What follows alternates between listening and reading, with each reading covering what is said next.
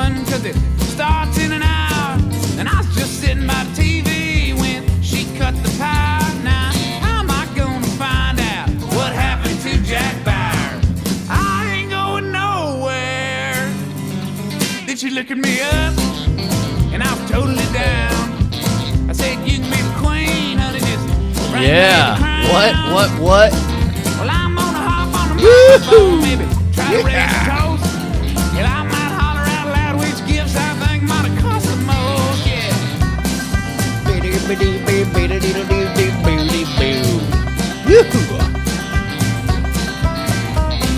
Well, I got burnt out working, so I booked a cruise.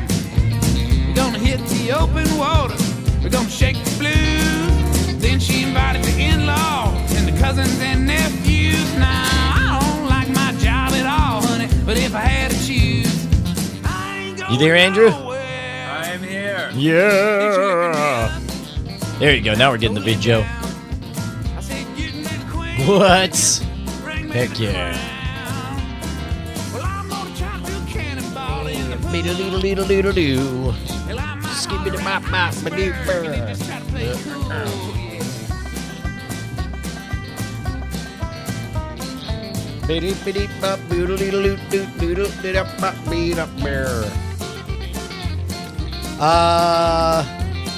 Hitting Up the Hobo is the name of my inaugural album.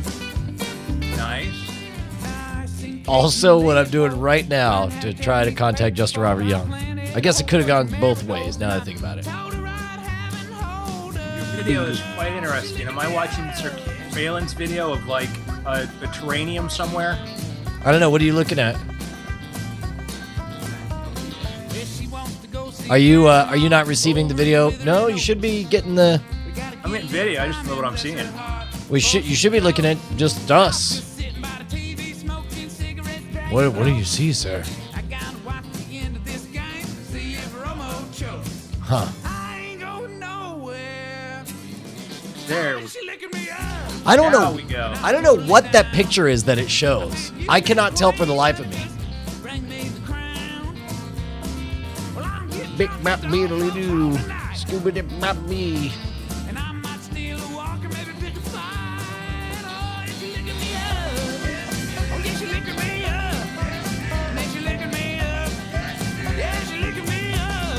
Hey, buddy. Hey, man, what's going on? What? What? Bert? Yeah.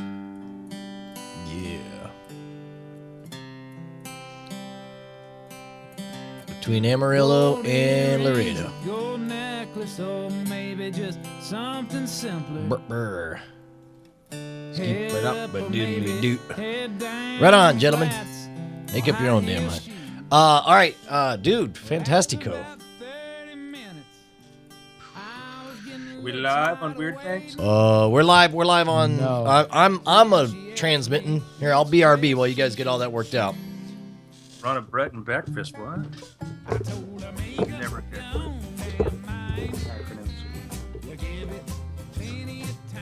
Yeah, there we go. Make up.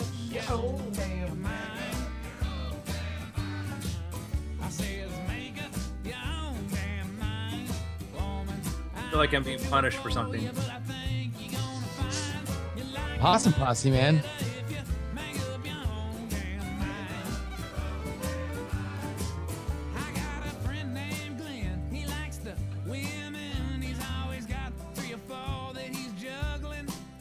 So, are you hearing my voice twice? No.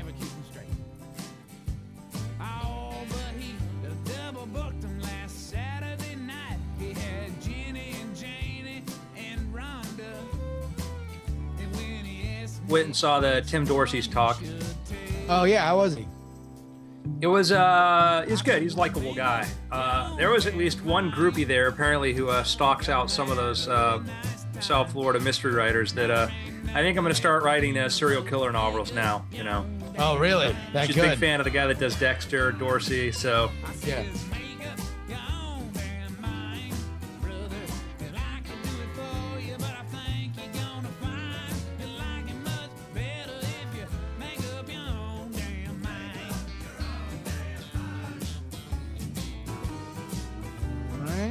should be live on Weird Things.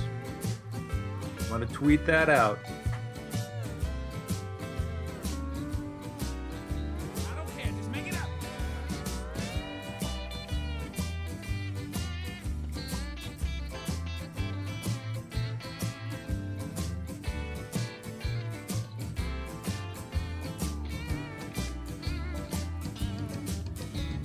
I've decided we need to do our own convention. Really? Yeah. Weird Con? We do it NSF Weird Con or something. NSF Weird Diamonds. Just say, look at my weird diamonds. Diamond Club is kind of that overarching collective. So it's Diamond NSF Weird Con Club. Realm. Yeah. realm. Diamond NSF Weird Con Club realm. Okay, let me go ahead and pop open the thing. We'll set levels. Asterisk. Brett's not invited. No hobos allowed. Okay. I mean, if he shows up, we'll welcome him, but he's not invited. he has to crash. Like, he will never be turned away. That's the rule. Brett Rounceville is never to be turned away at any function. He's also never to be invited. Never invited. If he shows up, hey, Brett!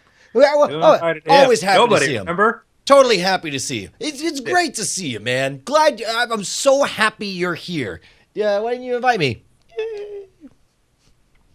What? Who? Well, I didn't even know invitations went out. Was this one of those like invited deals? I just thought it's just a get together, man. It's just Let everybody know. It's just a little soiree. You don't need invitations for a soir. We ain't soiring on you. All right, here we go. I mean- check. Give me a check 1, 2, Andrew. Check, 1, 2. Yeah. Justin? Hi. Check. Yeah. Hi. Yeah, check. Hi. Dude, this is the most even our voices have ever sounded on here. Well, in that case, I'm going to back the hell up. Yeah, back that voice on up to the cloud with carbonite. All right, are you ready? Yeah. I am ready. Ready? Skiddly bop boom. Press to record. Ladies and gentlemen, welcome to the Weird Things podcast. I'm Andrew Main, joined by Mr. Justin Robert Young.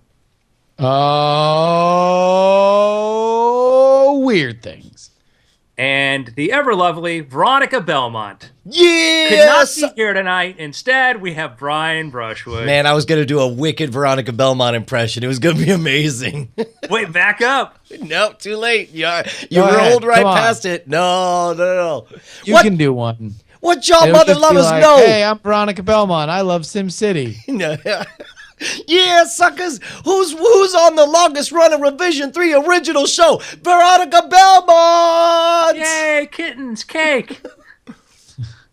Man, you Oh, know I what? see. I would love, actually, we should see if we can put together, let's see, as our fans are wont to do, if it's possible for us to get Veronica, just record a bunch of random statements that may or may not rhyme and shout them with a lot of, emphasis, and see if we can't lay a rap song underneath it and make her like a gangster rapper for the tech industry. I don't know why. I mean, like, is the problem that Veronica is not recording her voice for us enough in the 15 podcasts that she does? Like, why don't we just take the body of work that she already does and just stitch it all together, like auto-tune the news style? I mean, we could do that, but I feel like we could get something like, you remember when Natalie Portman was on Saturday Night Live and she did that hardcore gangster rap thing about how she just got high all the time and screwed over her grades and so, like, I feel like we could do something like that would really send an earthquake through the geekosphere. Well, I'm glad you asked what's going on in the week of weird, guys. And Geekosphere, week of weird, the same thing. Keep going. I started this, so I have only myself to blame. Gentlemen, Yes. Yeah. I'm going to blow your minds. I'm going to start okay. off with some questions. I'm sorry, we didn't Some respond because we were both stealing ourselves for the mind blowage. fact-finding thing. I'm In my reinforcing my mind right now. investigations- In my weird investigations that sometimes involve candles, nudity, and Wikipedia, Chips, dips, chains, whips. that kind of thing. I found out something very, very fascinating that could change history. Now, I didn't really find it. I'll take credit for reading it. You'll take credit for reading it. You're like, it's like a research paper. You're like, I am the one who read these words. So you bring it to me, sir. I'd also like to imagine that Andrew would be on like a panel at a prestigious event, and they'd be like, Matthew Ridley, now a member of the House of Lords, esteemed scientist and author, and Andrew Main, a guy who read that thing. He read Ridley's work. Thing on the internet. So, if I were to ask you, what is the farthest man-made object in space right now, what would you say? The farthest? Oh, that's easy. It's Voyager. It's got to be Voyager. V'ger, as we call her when we're hanging out. We play in the poker, virtual online poker, pokerstars.net. She's V'ger. Pretty good. Terrible at the bluff. Stranded in the Delta. Also, also sentient. Forgot to mention that. Also bald and in the 70s. What if I were to tell you, you might be wrong? What? Then I would say this was a cleverly laid trap by a certain somebody who's read an article. Let me go even further. What? What was the first man-made object in space? Sputnik. It's easy. Look, guy, man, you're going to hit me with this grade school crap? Come on, man. Come on. Really? Are you sure? Yeah, learn in grade school. Oh, no. I saw... Brian? What? What if I told you history could be wrong? Never. History's never wrong. History told me the other day that it's always This right. is like an awesome movie trailer. In this one instance, history could be wrong. Okay, what do you got? Because I like the first way you stated that because that was more movie trailer-esque. You never hear a movie trailer. It's like, what if I told you in this one instance, history could be wrong? Everything you know is a lie. so let me tell you, Andrew, I don't know if you know this about the Weird Things podcast, but there's a number of times that you lay out a primrose path that I know I'm walking down and trouble is there. And maybe I kind of see where you're headed, but I pretend not to. I just keep on walking on through. Because you really love primroses. That's a fact paths. that you I'm added to more of a- Brian's Wikipedia. I'm more of a garden path kind of guy, but yeah, sure, primrose fan. I'm a primrose, but As you're walking down this path, which maybe I've sprinkled broken glass there or not, we're not going to say. yeah, sure, right. But Brian, leave your shoes at the gate. Come on down the path. But here's the thing. In this case, like I'm looking for all the exits. I'm looking for all the left turns. And I cannot think of any trick to any of this. Like you're taking two bedrock things. I'm trying to think of what could be farther out than Voyager. I'm trying to think of what could have been in space earlier than Sputnik. And I got nothing. So It's a rock. I mean, that unless- a caveman named Krog threw really hard. Krog door. Krog rock. Krog rock. Krog rockster. Sputnik launched in, 50, let's see, it was 1957. 55? Okay. I think it was Sure. October. It was launched in, I'm looking on Wikipedia, October 4th, 1950. I got the October without looking at it. October 4th, 1957. Okay. Hey, right. for the record, Andrew, you could just tell us you got all of it right from memory. And like Justin and I can physically watch you be reading off an iPad. And if you told us, you're like, I'm reciting all this from memory, we'll still believe you. Yeah, we Just don't looking believe at a picture of a monkey, guys. Yeah, no. That's what we would assume is that you're writing your next book on the Exactly. iPad. You're just like, I'm just going from memory as I review my next science fiction release. Anybody who knows how I multitask will know that is completely impossible. Okay, Yes. I am such a one-track mind. I'm That a is monorail. one thing So, about that is one thing about Andrew when it comes to his writing is that he literally like has to put himself in a soundproof cave where nothing can possibly distract him. But like on the flip side, like was it Isaac Asimov who was like that according to Randy? That he would be like Yeah. like having conversations and physically Randy writing. told the story that he was on the phone with him and he would hear what sounded to be like ticker, like the radio ticker tape or whatever, and he'd be like, "What does that sound?" He's like, "I'm writing." And it wouldn't be like a slow, distracted conversation. You'd have like a great conversation It would and also sound be like- writing a foundation novel. It would sound like that evening news sound. That tick, tick, tick, tick, tick, tick, tick. Yeah, exactly. Like news radio. Yeah. so now the that's traffic. not me. So gentlemen, I have thrown out there an incredible hypothesis that, in fact, the history we know could be wrong. First man made an object. Most distant object is not Voyager. That the first man-made object into space was not Richard III. Brian, why do you got to kill the surprise? I'm sorry. Literally They hoisted built a on his own really big petard. catapult. So check this out. Now, it's interesting. If you want to say first man-made object in space, by the way, the Nazis kind of maybe get it. With the V2? Yeah, because that was like in sort of some of the places we consider space. But we'll wipe out the Nazi stuff, okay? Well, and there's also like certain balloons, but before the freaking Rocket Man in space jumping off of the Red Bull. I'm not like the 68-mile sort of limit. I think we may have like some V2 could have. But anyhow. Yeah, got it. You want to know? I think we can all agree when you exterminate people, you're gonna get some records erased. You're gonna get an Right? asterisk by your name. Yeah, Exactly. Yeah, you know I'm what? sorry. It's like even if you were first in space, you don't get any credit, dicks. You want to know how it what? goes. We're gonna go ahead and delete it. And I think It's we in a all Guinness know book. why. Like, how many witnesses did you have? Were there any scientists there? Jewish scientists to observe? Oh no, sorry. Oh yeah, you either made them run out of your country, or you killed them all. That doesn't count. Which is why we now have the rule that all space records need to be verified by one Jewish scientist. So, I take you back to the summer of 1957. Remember it fondly. Well, I do, but that's a whole nother story. From a different life. 1957 is an exciting year. Elvis Presley's on the radio, I'm assuming. Television's playing on TVs. Wait, is that where television's playing back in the television's on 70s or TVs. the 50s? Mickey Mouse is running for governor of Nevada. Also, he's very afraid of being having his copyright expire like any minute now. This is previous Fighting to diligently for that. Anyhow, 1957, summer of 1957. You know what else was going on in 1957? What? We were blowing bombs up. We were blowing atomic bombs. left and right. No. Wait. Hold on. You're telling me that you believe that an atomic explosion launched a piece of something man-made out of into past orbit out of Earth where it got a head start of Voyager and got farther than Voyager? You think we could blast detritus that far?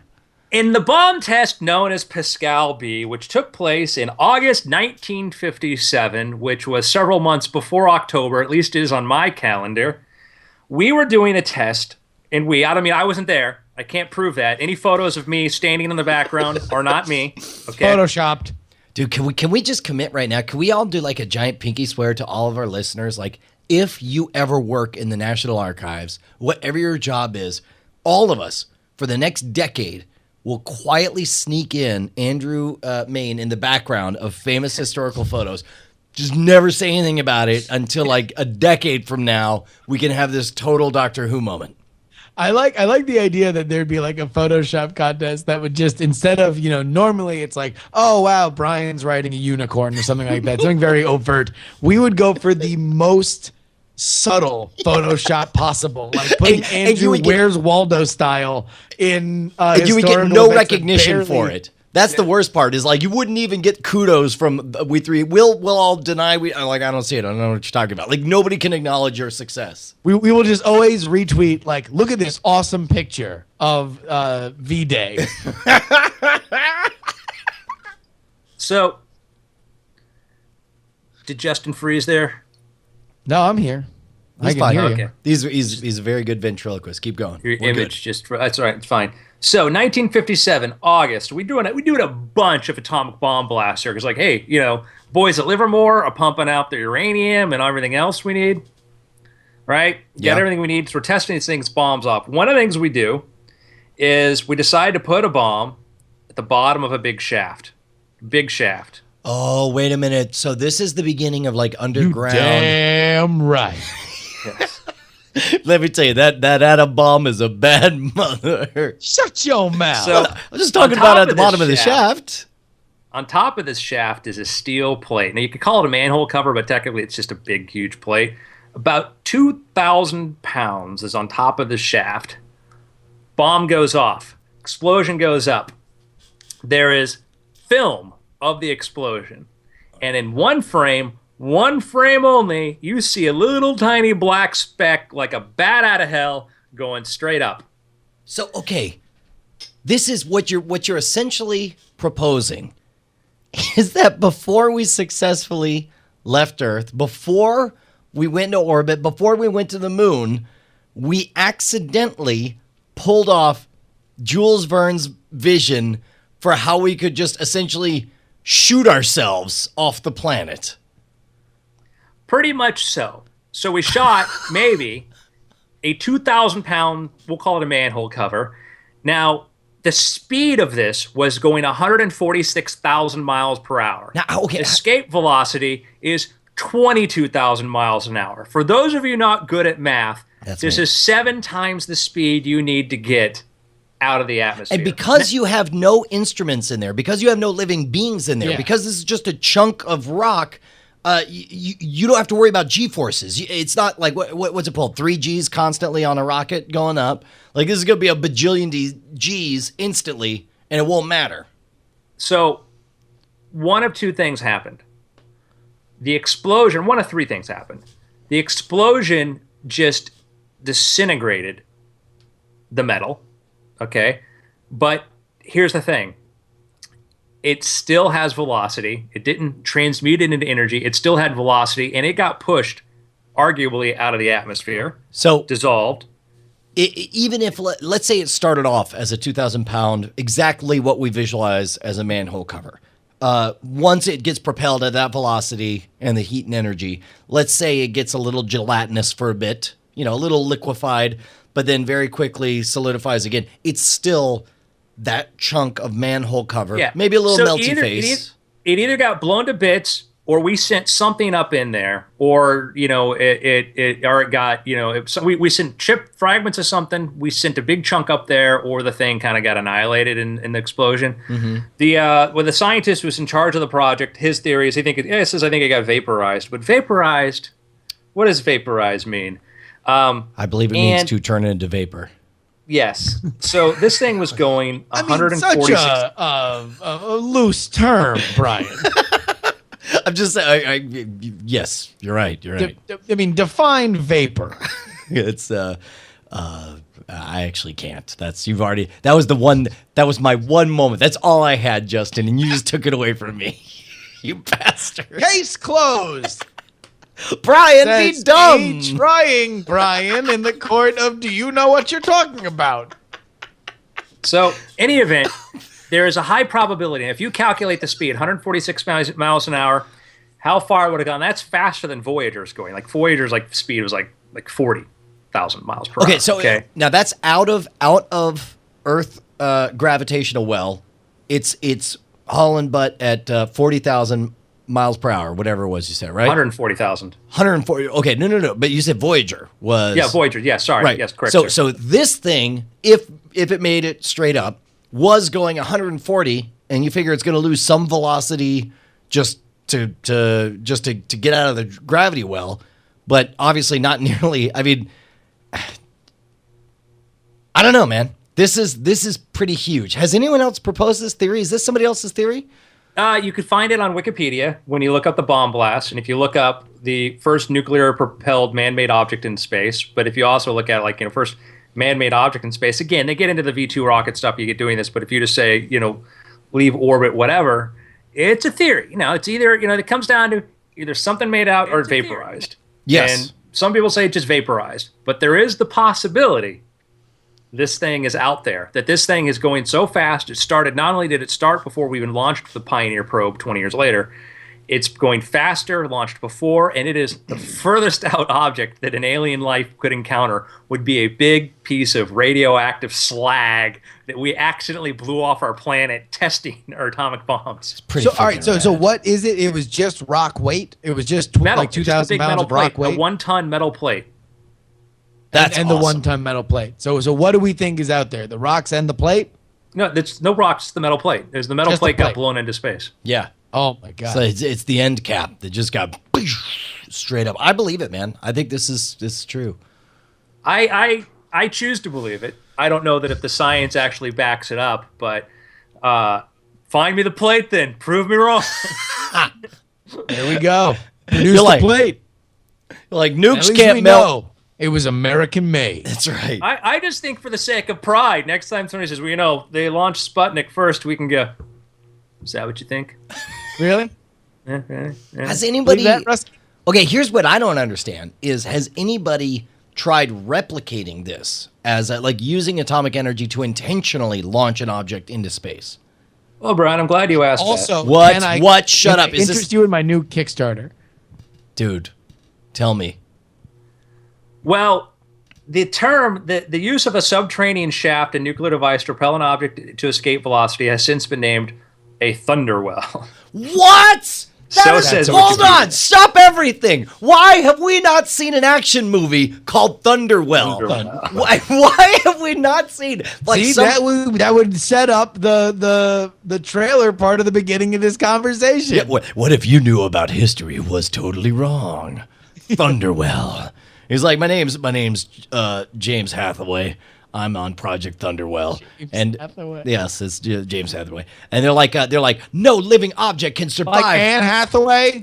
Are you his brother? No, but brother? okay, listen, let me explain my story. So here's the thing. You got James Hathaway, a test pilot, and they realize they're shooting things up into space. This is pre-rocketry. They say rocketry is no good. So they're like the problem is we blow up a nuke and the G-force is too much to kill it. They're like, unless you freeze me in a block of gelatinous ice. And then they freeze him and he goes shh, shh, shh, like that, right? And then Wait, gelatinous ice, isn't that a contradiction? He's like, freeze me down. yes, Yeah. there's no Wait a time, minute, does sir. that mean we're going to have Jell-O? Yes, exactly. And so they freeze him, and then they detonate this thing. And because he's all gelatinized in the frozen ice, it just he doesn't feel the effects, right? So it's like he goes up, and then AC/DC does the soundtrack. right, Thunderwell. And so, but then because he's in space, they forget. They're like, oh, he doesn't thaw out because he's in space. Stays there for 1,000 years, falls back to Earth, thaws out, has to fight Nazi Russian communist centaurs. And he's partially brain damaged. Yes, exactly. Yeah. But he also has laser Here's your vision. problem, Brian. I'm Because the law. you're saving you're putting the Thunderwell too early in the film. Thunderwell. Like the end of your movie's got to be blowing him off into the Thunderwell. No, it's Chekhov's Thunderwell. It's Exactly. Once you introduce the Thunderwell in the first act, that Thunderwell has to be fired off by the third. okay. But how does he become a super? We have to wait till the. I guess this is an origin story. This is like Buck Rogers in the. No, this is like it's wresting control of the Thunderwell. Who's controlling it? What are they trying to use it for? Is this a secret nefarious plot? It's up to Anne Hathaway's brother to solve the case. James Hathaway, Thunderwell. What if that's a class like a Jedi Knight? I I'm actually Thunderwell. don't talk to my sister that much. I'm Thunderwell We 316. were closer as kids. That's I'm so down with Thunderwell. I'm gonna get that tattooed across my neckline. Like for when I'm about to vomit, and I'm like, here it comes. Here comes the Number one, Thunderwell. we are also missing the most base repurposing of the term Thunderwell. You get it tattooed across your backside. You're like, come, here comes the explosion. Every morning at 9 That actually a.m. was not where I was going, Brian. No, I like Maybe the it's idea. matching tattoos, Justin, in corresponding places. I like Say the shaft, the exploding shaft. I thought was the opposite side of our biological dummy. Well, sometimes a daddy Thunderwell meets a mommy Thunderwell, and they decide to shoot some baby Thunderwells into space. Exactly, blasted out of orbit. like first man-made object in space turned out to be a man, or at least half of what it would have taken to make a man. I did that, Thunderwell. So there was the idea of using a space gun is a way to use explosives to send stuff into space. And I don't know if you know the history of the guy who one of the most ambitious proponents of the space gun. Earl James Space Gun. Yeah, you're actually correct. It was actually Chad Hathaway. So Chad Hathaway, Space Gun the Third. there is and I wished I'd known gun this when enthusiast. I was like there every other week, is the Navy decided to build, it was called Project Harp.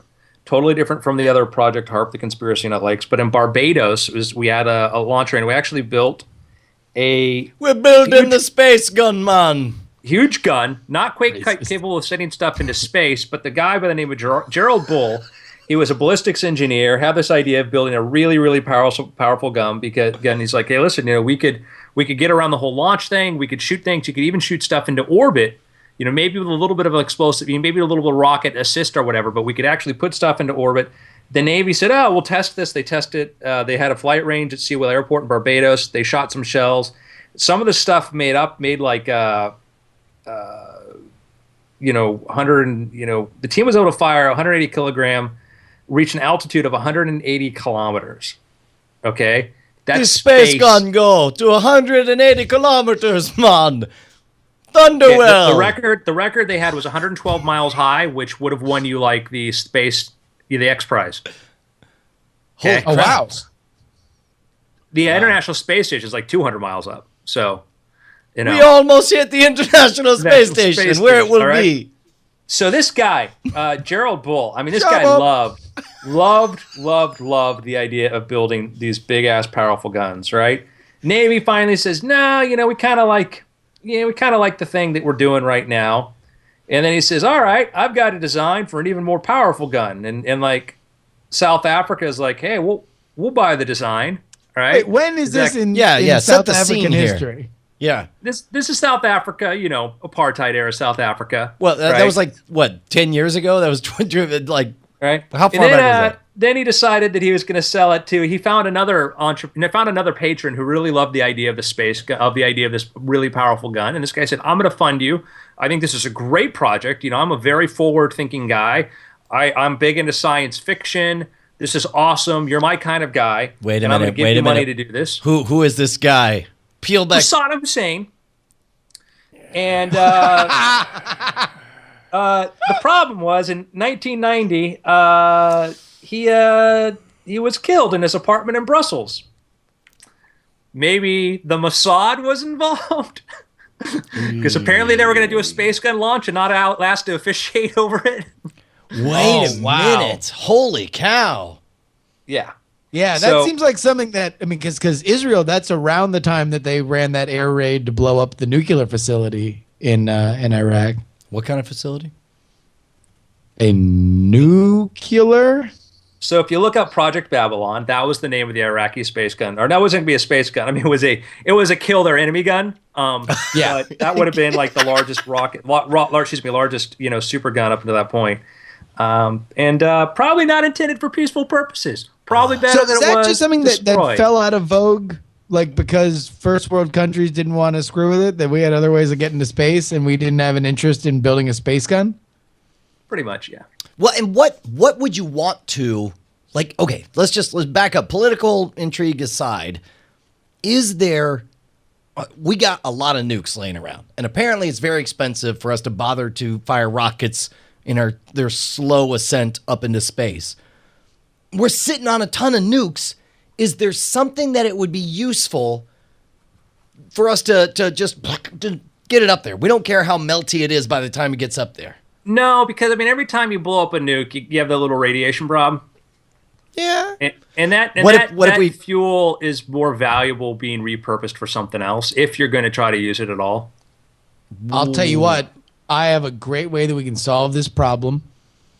We have a Thunderwell that I like to call the Dakotas.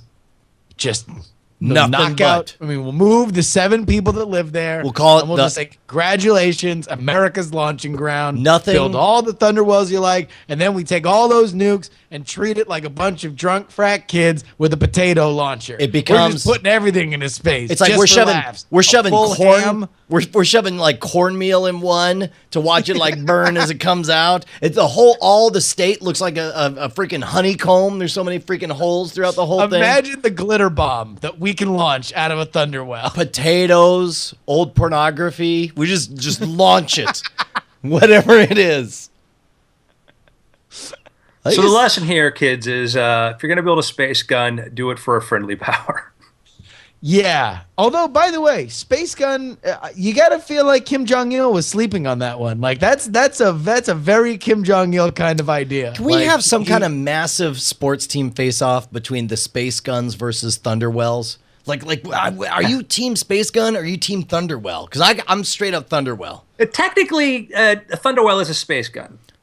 Yeah. Duh. They're words, though, and one sounds more rad than the other. I apologize. You know what? Let's throw in the other one. Raptors Mass and driver. Eagles, same difference. You know, Mass bird driver. of prey, whatever. I'm just saying. Mass drive. Wait a minute. Are you saying let's steer the Earth? Well, mass driver doesn't necessarily do that. Well, I mean, that's exactly what anytime you accelerate in the opposite, for rotation, you're trying to steer it futilely, in a futile way. But yeah. Okay, so let's. I mean, it's just somebody who has a driver's license in the Commonwealth. Okay, so but think about this, right? Like, could we affect? Let's say global warming's going to kill us all. We're worried about getting hot. What could we? Let's whoa, crazy alert. Okay. Our shirts come off and we start dancing for some reason. I know, and then the dean decides declares the secretary of partying down. But then like could you move the Earth to an outer orbit by oh god, that's not a drink at all. You're drinking Whoppers.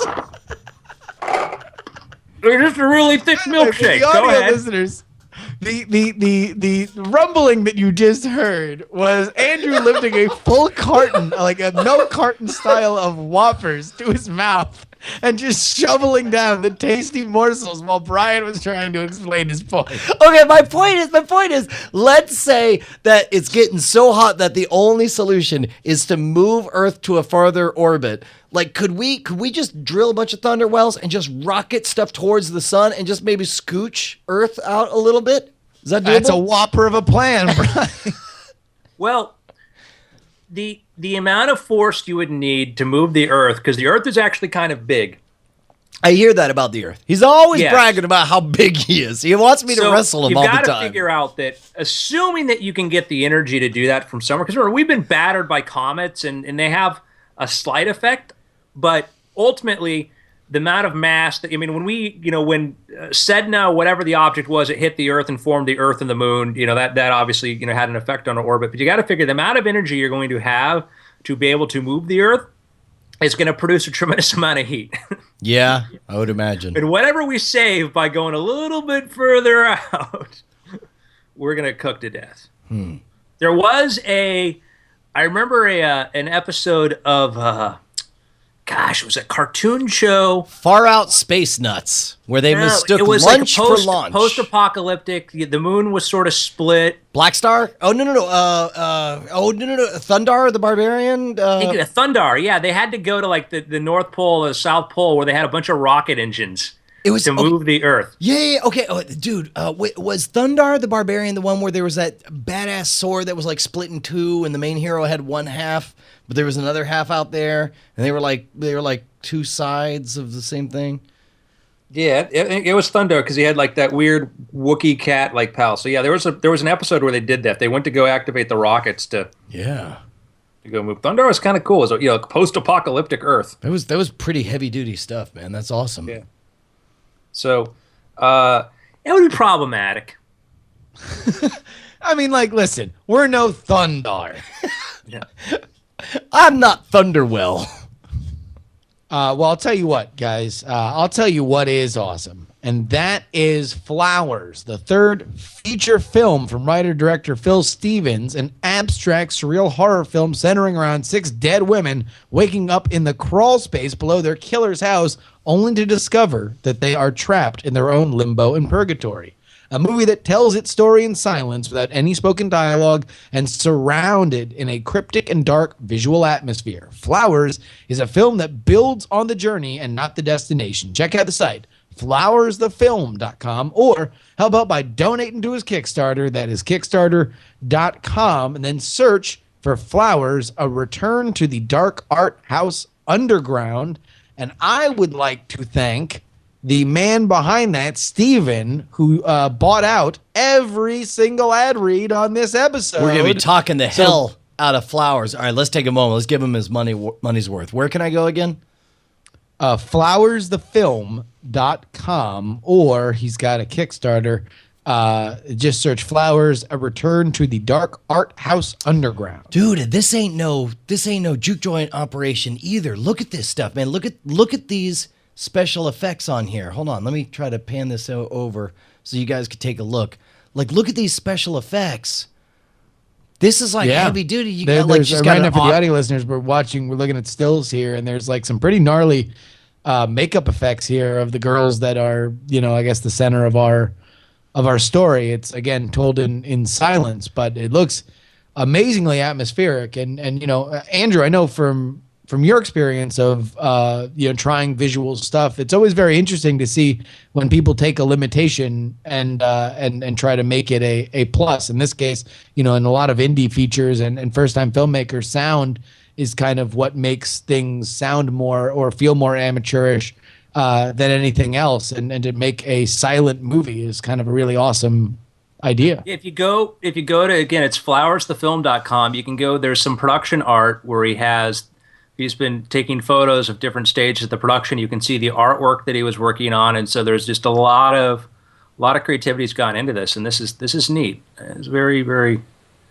cool. Let's see. And by the way, this Kickstarter, he's only looking for $1,000. He's already got 630. So every little bit to that will help make this film a reality. So I very much. I don't know if we've talked about this on Weird Things before, but one of the things I love about the internet is that just as it makes possible the middle class rock star, the Kickstarter system and Indiegogo as well essentially makes the middle class patron possible. Like the power and authority and feeling of contributing to cultural health of society that earls and dukes would get 500 years ago, we can all have now. Like we can take ownership of knowing we helped to make something beautiful possible. And I think that's awesome. I think it's awesome. Just as YouTube taught us that it's not only fun to watch awesome video, it's fun to make awesome video. We're also learning this decade that it's not only fun to watch what people make, but to have a hand, to be an investor, to feel like you have a piece of ownership in it. Brian, absolutely. I know a guy who's like one of these like John, he's like a Berkshire Hathaway like trust fund baby, right?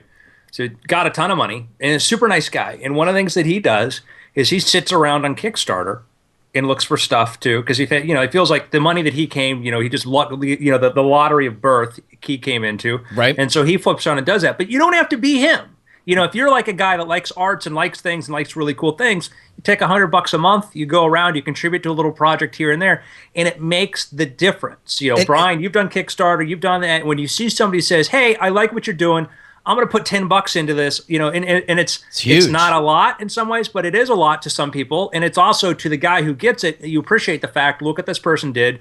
You can be a mini mogul supporting what other people do. And if people listen to this, go check out the site. Maybe this movie's like, oh, this looks really cool. Maybe it's not your thing, but go take a look at what he's doing and realize this is a guy who said, hey, I'm going to reach out to this community, and the community can make this happen. And that's an awesome thing. And it's something where I've often said that we describe the genre arts as a term as science fiction, fantasy, and horror, and none of those three suffer like horror suffers, and horror fans suffer. So, horror. I mean, let's face it. Like much as in our business, and I'm pointing to me and Andrew here. It's like you got stand-up comedian, you got juggler, you got magician, and then you got mime, and so on. Like each one going down. Like in the genre, you have like action adventure comedy, sci-fi, fantasy. Below that, like pornography. Horror is that's what I was about to say. Is that horror is just above pornography, because it's like there's this thing you want to see the gore, and the plot's just sort of there till you could get to the awesome special effects. I will say I've more often watched pornography and said, "Oh, that's interesting," than I have watched a horror movie and said the same thing.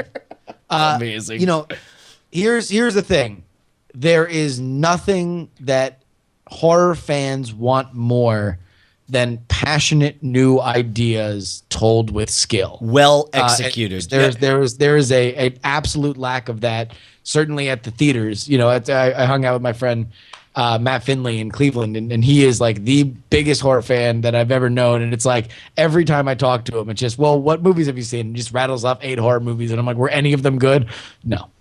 Like, but each one, like, he'll point to like one unique idea that he remembers from each one. He's like, well, I had never seen this combination before, and when the gore did this, so like that was very clever. Yeah. So support this if you like indie film, and do you think what'll eventually we're going to start seeing? Indie film gave us Sam Raimi. Yep. It gave us Robert Rodriguez. It gave us Quentin Tarantino. Yep. It gave us Darren Aronofsky.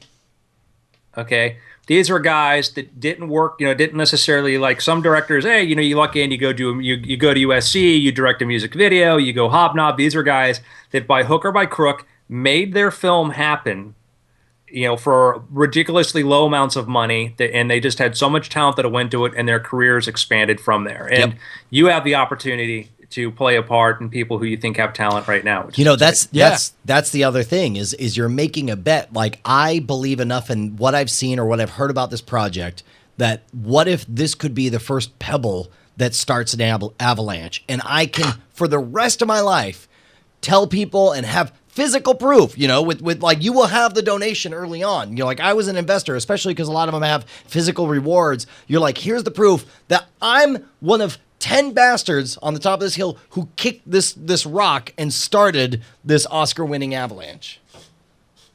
So there we go. Flowers. Head over there. Head over to the Kickstarter. Support them. And thank you again, in this complicated chain reaction of awesomeness paying it forward, that somebody sponsors this podcast. We talk about this project. Hopefully this, at least the Kickstarter gets to $1,000 by people, who listen to this, and I'll chip in a little bit. And next thing you know, there's not only this awesome film made better by your money, but also the future of everybody who made it, knowing that there's a future for them to do these kind of things. And by the way, can I say for the record that I'm honored in whatever calculus went into their mind. They're like, where can we spend a little bit of investment money to get the word out? Like, they looked at weird things, and they looked at us, and they looked at their audience, and we're like, these are our people. And I'm super honored and thrilled by that. So what we're trying to say is, go ahead and put flowers on top of the Thunderwell of your awesomeness and blast it into orbit. Gentlemen. Yes, sir. Wouldn't you like to be able to look into the future and to see how well that movie may do? Yes. Is there anything that people want more? Like, time travel is it. There's a reason why time travel is its own genre. Because it is that fascinating idea. Sure, man. Flying is not its own genre. We were like, oh, what would you like? What was your time? What would be your special power? You're like, oh, flying. I'd love to fly. Flying is not its own genre. We don't have flying movies. We have time travel movies. What is knowable about the future? Okay. Things that we know we can reasonably certain to uncertain. So it's reasonably certain. Okay. Number one, the most certain I would say is that it will be there. There will continue to be some form of existence, right? Right. Beyond we that, know the oldest things we know is like the sun's going to come out tomorrow. Yep. Well, that was going to be my second one, which bottom dollar. Was Newtonian physics is what I was about to say. Large scale. We can, with so much certainty that Columbus is able to amaze Aztecs with predicted eclipses and so on. So we start extrapolating from things that they've always happened before. We have a reason to why they happen, and then you start getting into, we just had a Super Bowl. Who was going to win the Super Bowl? And we had an election. You had Nate Silver, who was looking at polling data and made a very accurate prediction to what he thought was going to happen. And you had a Super Bowl come up, and you have pundits, people arguing what they think is going to happen there. Then you get sort of other sort of predictions. What's that? Where Nate Silver predicted the 49ers were going to win. Oh, did he? Yeah, unfortunately, he's actually a stats nerd, like a sports. Well, I know. He was like baseball is where he got his thing with start. Yeah. I didn't know that he predicted a 49ers win. That's fun. Yeah. And they're in overall the career still of Nate bad Silver. Year for Nate Silver. Yeah, he was riding high. Big loss. 2012 He was king of the Stat Mountain. Now he's the jester of Turnsville. Old news, Silver. Tarnished Silver headline. But it's a very good point. So you try to figure out like your stats are only as good as the data you have going in there. But sometimes you find there's data that's not looked at in the right way. And most prediction systems, most betting schemes are assuming they've got a better insight into the data, but then you have to test them. One of the most successful investor in history is Warren Buffett. Sure. Warren Buffett did what was called started off doing what was called value investing. It was an idea first expounded about by Benjamin Graham, and it got into the idea that if you want to look at how a stock's going to perform over the long term, you look at the quarterly report, you look at the annual report, you look at their profits, you look at the price the stock is trading for. If that price is below what the profits say it's worth, then you buy that stock. And it seems like the most obvious thing in the world, right. And there were other ways people looked at that, but if you did that over the long term, you had huge returns. Well, he is a fundamentals investor. He's somebody who looks at, like, as you said, the macro scale, like is what they're doing making money? Is their expenses low enough? How, in the long term, will this win? Yes. But then there's the other camp, which is the technical investor, which is like, I don't know what you make. I don't know what you do. I don't know what your management style is. I don't know where your product come from or what the market's going to do. All I know is you've given me a data set of what you're about. And based on, these jumbling numbers and these jumbling numbers, I predict X, Y, and Z, which is a different school. Yeah. Well, I mean, he was in a sense, I mean, I would say that he didn't try to understand the market or anything like that, other than to say, okay, when Berkshire Hathaway was a textile company, when he saw that they spent X millions of dollars every year to build new looms and knew that the textile industry was going to leave the United States in a decade, said, well, let's just stop putting that money in there and invest elsewhere. But he was he wasn't a technical, he was in the sense that he looked at those data. It was an equation. It was an equation. That's what he made his decision. The difference being, though, and this is keep in mind, I'm a jackass magician who's read a couple of books, but the books I read basically used him as an example of somebody who understands the company and understands what they do, whereas the technical investor is somebody who doesn't need or doesn't care what the company does. Yeah, and the problem that he got into was, and he's doing quite well, but as Berkshire Hathaway grew and it went from being worth millions to hundreds of millions to hundreds of billions of dollars, he couldn't buy a $10 million company and make a profit because the amount of time and energy they would spend looking at that it was just too small. It was just too small of an investment, and he priced himself out of those sort of value, those traditional sort of and he had to start doing what you say. He had to go look at why buy Coca-Cola? He says, well, Coca-Cola, people said, should I buy Coca-Cola in 1920, but thought that its best days were behind it, and then it continued to grow. And then he buys into Chinese companies. So yeah, it had to evolve as he became more and more wealthy. But now, that kind of looking at that data and looking for that stuff is fascinating. And it can lead you very, very astray. You have to be able to test your hypotheses. But sometimes you look through data and you start to find things you did not realize were there. We look at flu seasons, and do highly virulent forms of flu seasons, before them, if we look 3 months before, do we notice that we had more people traveling? Does that follow? And if you look at when people were booking those travel 3 months before then, is there an increase in people booking travel that you're going to get 8 months down the road, a bigger flu season? I'm just making that up. But you might start seeing these things that in retrospect, you go, well, obviously. Well, let's take this to an example that you and I can understand. Let's say you're a close-up magician and you're working in a restaurant. You're going from table to table, and you want to predict in the future what kind of response you're going to get from a really good magic trick. And let's say, for sake of argument or discussion, this is a high-pressure gig and there are actual cameras there because they're going to make this into a special. When you go to the table and you notice that 9 of the 10 people are black women, do you anticipate a big response or not? Is it possible to anticipate that for one shining, glorious moment, you will look like a freaking rock god with the response you're going to get from that table? What? We were having a very interesting conversation about the future. Yeah? And then Brian debuts his grand theory on magic phrenology. I'm just saying that magicians know, especially magicians who have done close-up, that you will get in general. Awesome, big responses. They're absolutely, and there is these areas of little, we'll call it folk knowledge, which is what it's called. And you have these and now like neuroscientists are fascinated by what magicians know, and there's the one they're focused on the mechanics, but when you start getting into the psychology of it, culturally, how do people respond to things differently? Absolutely. And there's a lot of these little pockets of things, and sometimes it can be one of the most powerful antibiotics we have came from a frog that we used all the time in dissections, because this frog was a very hardy frog. You cut the thing open, look at its organs, sew the thing back up, throw it back in the trachea, no antibiotics, whatever, and they were fine. And finally, one scientist said, that's kind of odd. Those things never get infected. And they look inside the frog, and they find the frog has this antibiotic it produces that is extremely powerful, and it's one of those powerful ones we have today. It just came from a frog that scientists had been around for decades. Wait, when did this happen? I think it was like 20 or 30 years ago we realized Tuesday? that was where that was come from. You're like 20 minutes ago. I'm writing a paper still. Hold on. That's what I was looking at on my iPad. So we know that sometimes somebody has to make the connection, and there are more possible connections than there are people to look for them. Okay. So some scientists are doing a very interesting project.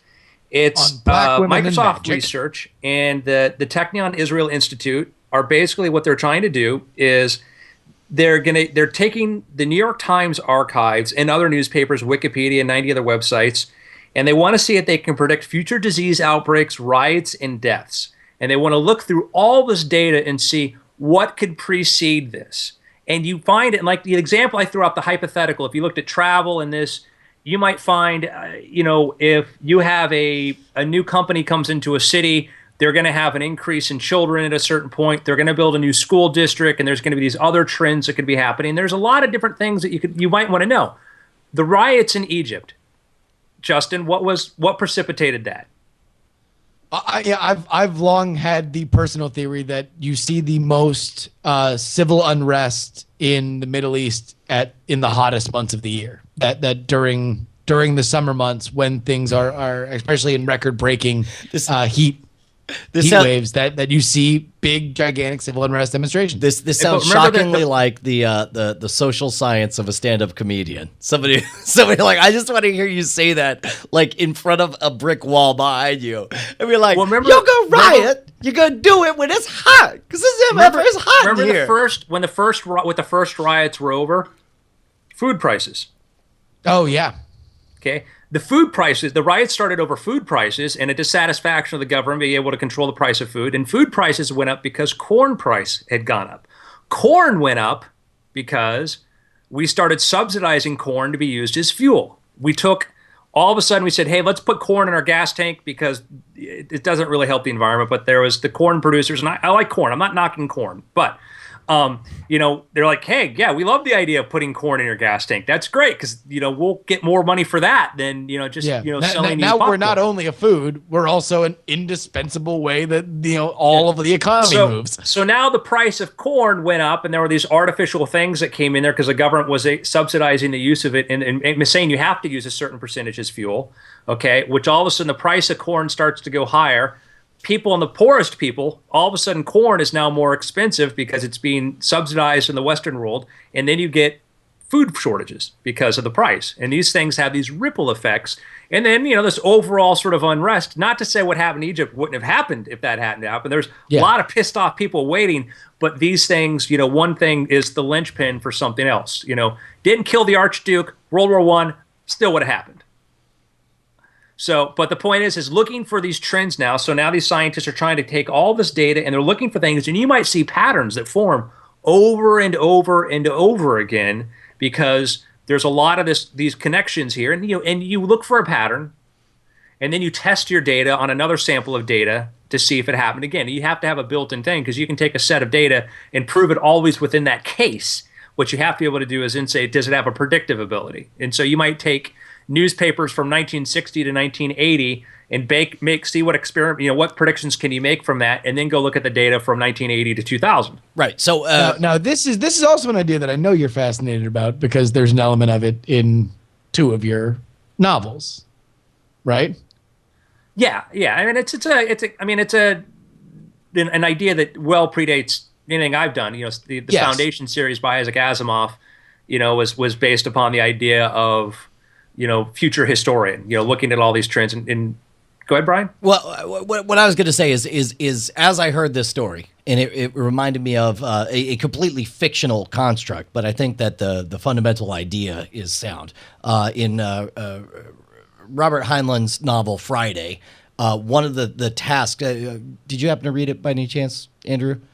Long time ago, yeah, 14, got it because of the girl on the cover. Yeah, exactly. Oh, dude, she just looks so hot, and it was best-selling book ever because of that. But dude, she was portrayed as hot and like having sex with everyone all the time. I'm just like, this is the best science fiction I've ever read. But one of the jobs she was given by the man with two canes was that she needed to find a correlation between the hemlines of skirts, the lengths of beards. That were fashionable, and the price of gold. And it was an outrageous idea, right? But she spent enough time looking at enough things, and then she gets to a point where she said, "Give me a photo. Don't even tell me when it's from. Just give me a photo. I can glance at the skirts. I can look at the beards, and I can give you plus or minus $1 for." Yeah, seriously, look at that. Look at that. Looking good. Closer. Amazing. There we go. We'll throw that right on there. But I could give you a good approximation of the price of gold, and you read something like that. And of course, it's a work of fiction, and Robert A. Heinlein's pulling it out of his butt. But let's say that you start to, it's the correlation versus causality thing, where it's like, no, there's no causality. But if there's a consistent correlation, then it doesn't matter why these things happen to do the same thing at the same time. What matters is, especially which is where I assume all of this is headed, if we have the opportunity to stop a disease or to prevent an outbreak or to reduce the impact of an influenza spread or stop a pandemic before it even starts. Or just know it's coming. Yes. Even if you or know take where, away the idea that you can stop it, just to know that it's coming down the pipe. To know where you should send the antibiotics or the antivirals or the replacement blood or the plasma or whatever it is you need. So absolutely, it's a billions of dollars are blown every year by people who think they've got good predictive screens, that they figure this out. You go to any casino, you see somebody who thinks they see patterns and things aren't there, or pattern seekers. And the thing that you have to do in statistics is you have a p-value to assign how likely is this is a real thing, or is it just a statistical sort of thing, because you don't recognize randomness when you see it. You pick up patterns that aren't there. And so, but they're looking for these broader things. It was like, one of my favorite Simpsons thing was Homer Simpson's at the bar blowing his money, and he made the money because, I invested in pumpkins in September. And his pumpkin futures went up. And what are you doing now? He says, I'm doubling down in November. It's right. There are these sort of obvious things, and the problem with trying to play this thing in the stock markets is that you have players trying to play the players, and you have those sort of things. But when you step outside of there and you look for these broader trends, and it's amazing in that a rational person looking at the data as the housing market was blowing up would look at, if they looked at all the total permits being purchased for home construction and the average price being pitched to investors for what these homes were going to go for, you would say there are not enough people in these income levels to buy these houses. Right. Yeah. And either the price is going to have to come down, or interest rates are going to have to come down, and unqualified people are going to have to start buying these houses, and we're going to have a problem later on. And that's the role of hedge funds. We malign the hedge funds because they were the ones making money in the middle of the crisis, because they're the ones going, this is stupid. Right. If you guys are going to be stupid, we're going to bet on your stupidity. Right. So I guess another aspect of that is shortly after September 11th, among the crazy ideas thrown out there, crazy ideas, based on what has a proven track record, was the idea of a futures market for terrorist attack and stuff. But of course, there's political problems with being the guy who be like, let's start what's that? 2,300 Americans died. Let's start a betting market on what'll be next. There's no way. It's like Bunny Colvin trying to legalize drugs in one section of Baltimore. It's not going to happen. But unfortunately, futures markets in general seem to do very, very well. Has there been any rebound since that initial that horror? That thing got relaunched in a totally different way? I know one of the guys who was involved in that, and bad PR, they like this, oh, we're not going to do this, and they went off and they did it again in a different context, but the same sort of idea. And because how did it go? How do they deal with that? How do they deal with the political ramifications of running what sounds like such a horrific, essentially like a death pool? From my limited understanding, and this was just basically cocktail party talk, is the second time around there weren't press releases. It wasn't, hey everybody, look what we're doing, because they realized, oh snap, this kind of looked really bad, and it's hard because people even though we participate in markets all the time, and they're efficient markets, they're inefficient markets, even in places where you're not supposed to have markets, Soviet Russia, primitive societies that don't have money, there are markets. The Sure. trading things are different. We don't appreciate the intelligence that markets have. And we look at any shortcoming in a market and we go, well, see, it failed. It's a failure. And it's like, well, it's always going to be like this, but it's going to be upward. Right. I think that that's the biggest problem is trying to get people to appreciate how if you want to talk about collective wisdom and the value in that great book Wisdom of the Crowds, by James Sawicki is just a great example of the difference between the mob and individuals in a crowd and how they act. Mob is everybody acting in concert, being incited by a few.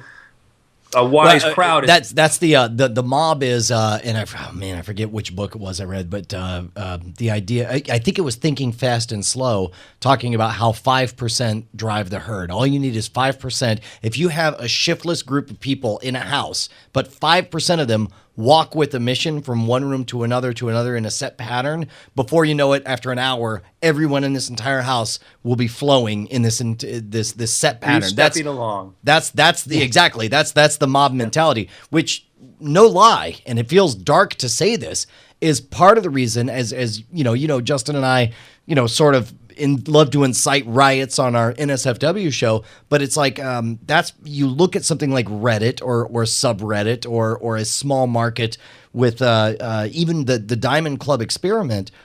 Much of that was us attempting to see what you could do. Let's find a market where our fans or people who dig our ideas is big enough to constitute 5% of the herd, and see if we can actually shift public possession. Let's see how confidently we can walk from one room to another. Exactly, and start stepping around. And the scary thing is you guys are using it for benign or hopeful things, but you want to see the mob mentality. You see somebody online post how I was wronged, and you get one side of it without all the full facts, and you get this outrage from everybody. Let's look this guy up and let's tear down their house, or let's do this, or let's do all these things. Is people ready to be outraged and inciting each other? Well, of course I'm justified, because we're all angry, and it's somebody who gets accused of something we find heinous. We skip past the idea that they're accused and judge them by the weight of the crime. Right. It's a rare phenomenon I like to call boingboing.com. .net. Yeah. Sorry. You're talking about my good, close personal friend, Cory Doctorow. I say that. Were wrong. I say that. A lot of people were wrong on that site. I say that because I now have a photo of me and Cory Doctorow, which means we're good, close personal friends. He is a very talented and fascinating cultural leader. And I mean, what he's be able to create around himself and be able to done is pretty fascinating. He said politely. What's that? He said politely. I gave up RSS busting feeds, chops. but I used to go boing every day. fire I'd always to- find something delightful there. And sometimes you'd be like, all right, come on. Let's step back and think about this before we get too outraged. And sometimes you go, oh man, that is ridiculous, But Yeah. it was any coming from a law enforcement family, it'd be like any police brutality was always police brutality, even if there hadn't been an investigation yet. It was always like maybe there's more to it. Sometimes there's not. Meanwhile, there's some like bad people in uniforms. There can be some really bad people out there. I take the P.T. Barnum approach. I'm like, I don't care if it's true or not. Blow it up. What? Did I hear the police exactly. word? I Can we don't care if stick innocents are brutality in there somewhere? Go. Blow it up. So let's remind people to. Who paid for this, Justin? Yeah, Flowers, the film. They paid for the whole episode. Boom. Those flowers. We got skulls. We got autopsy scars. We got typewriters. Misogyny. By the way, Brian is just looking at the website and he's just repeating things that he is seeing. This is the I love lamp of ad reads. So, gentlemen, I'm okay with that, for the record. ready to have your minds blown again. Yeah, blow Yes. our minds. What is the future of television? Oh, everybody knows it's online. It's going to be distributed, crowdsourced, real-time, social. That's the future of television. And I don't know, did I bring this up Global. last time, Justin? The What was that? actual thing you watch. Oh, like how you watch it? The actual structure? Oh, everybody That's- knows, bro. I went to CES, let's say, for sake of this discussion, and it's clearly 4K. Let's go a little further. Let's go 10 years out. 8K. You're gonna go watch 16K. Walking Dead, Downton Abbey. It's a new show. Yes. 32K. It's going to be 32K displays. That's how it goes. So you see yourself looking at a bigger screen. 64K. Big 64K. screen. So you say big screen. 128K. It's a very big. 128K. It's very Nope. high fidelity. No glasses. Just sit there. It's still a screen. 256K. It's very, very. That's the modem that's providing the video to the screen, and it's very disappointing. 512K. Yes. No, It's- people have gone back to it at that point because we like to, it was a purer form of It's like vinyl. The Yeah. internet's better at 128 baud. It really is. Yeah, It really is. I don't know. I prefer it, actually. I mean, I just prefer it. 1024K. That's the new standard. Forget 512. And it literally, because of the singularity, that's how fast TVs get better. That's. Blind. I mean, by the It's way, just this was not me mumbling. postulating. This was a real-time report from the floor here at CES. Yeah. Well, Brian is just mumbling off, and like I will tell you, like having played with a red camera recently and just seeing what that can do, amazing. So you see a screen, you see a high def, super high resolution screen. No. Do you want to know my real prediction? No, Brian, I want to know. Because I want to know your. Okay. Just for that. What is happening right now? Oh, more no, Whoppers, Drinking no. the Whoppers. Dude, I honestly think what's happening with the Oculus Rift is the beginnings of, number one, a fulfillment of a promise that was made over 20 years ago of real, full field of vision, virtual reality. And I think what's happened Describe since... to people what the Oculus Rift is. Okay, if you don't know, there was a Kickstarter recently for the Oculus Rift, which was a technology put together by basically a kid who was just like, I think VR is not dumb. Here's what VR might look like if you made it awesome. And so one of the things he did was every VR goggles you ever put on was a virtual screen that looked like a box in front of you. It looked like it was a few feet ahead of you. He said, well, what if you made your video screen occupy your entire field of vision, all of your peripheral vision, all the way to the outside? And what if you had motion tracking that was millimeter perfect as you went around? What if you were able to tilt left and right to maintain the stereo, and parallax motions as you move your head in natural ways, and put this together? And the technology so impressed John Carmack of id Software that he said, can I buy this from you? Can you give me this as a development kit? And he's like, sure, I don't know, $1,500. Here, take this. And then he put together this, everyone's buying this thing. Everybody's super excited about virtual reality again. But quietly, I don't think that's the real news. I think the real news is on the technical side of things. We have the people who make video games are excited about a VR technology, and that's wonderful.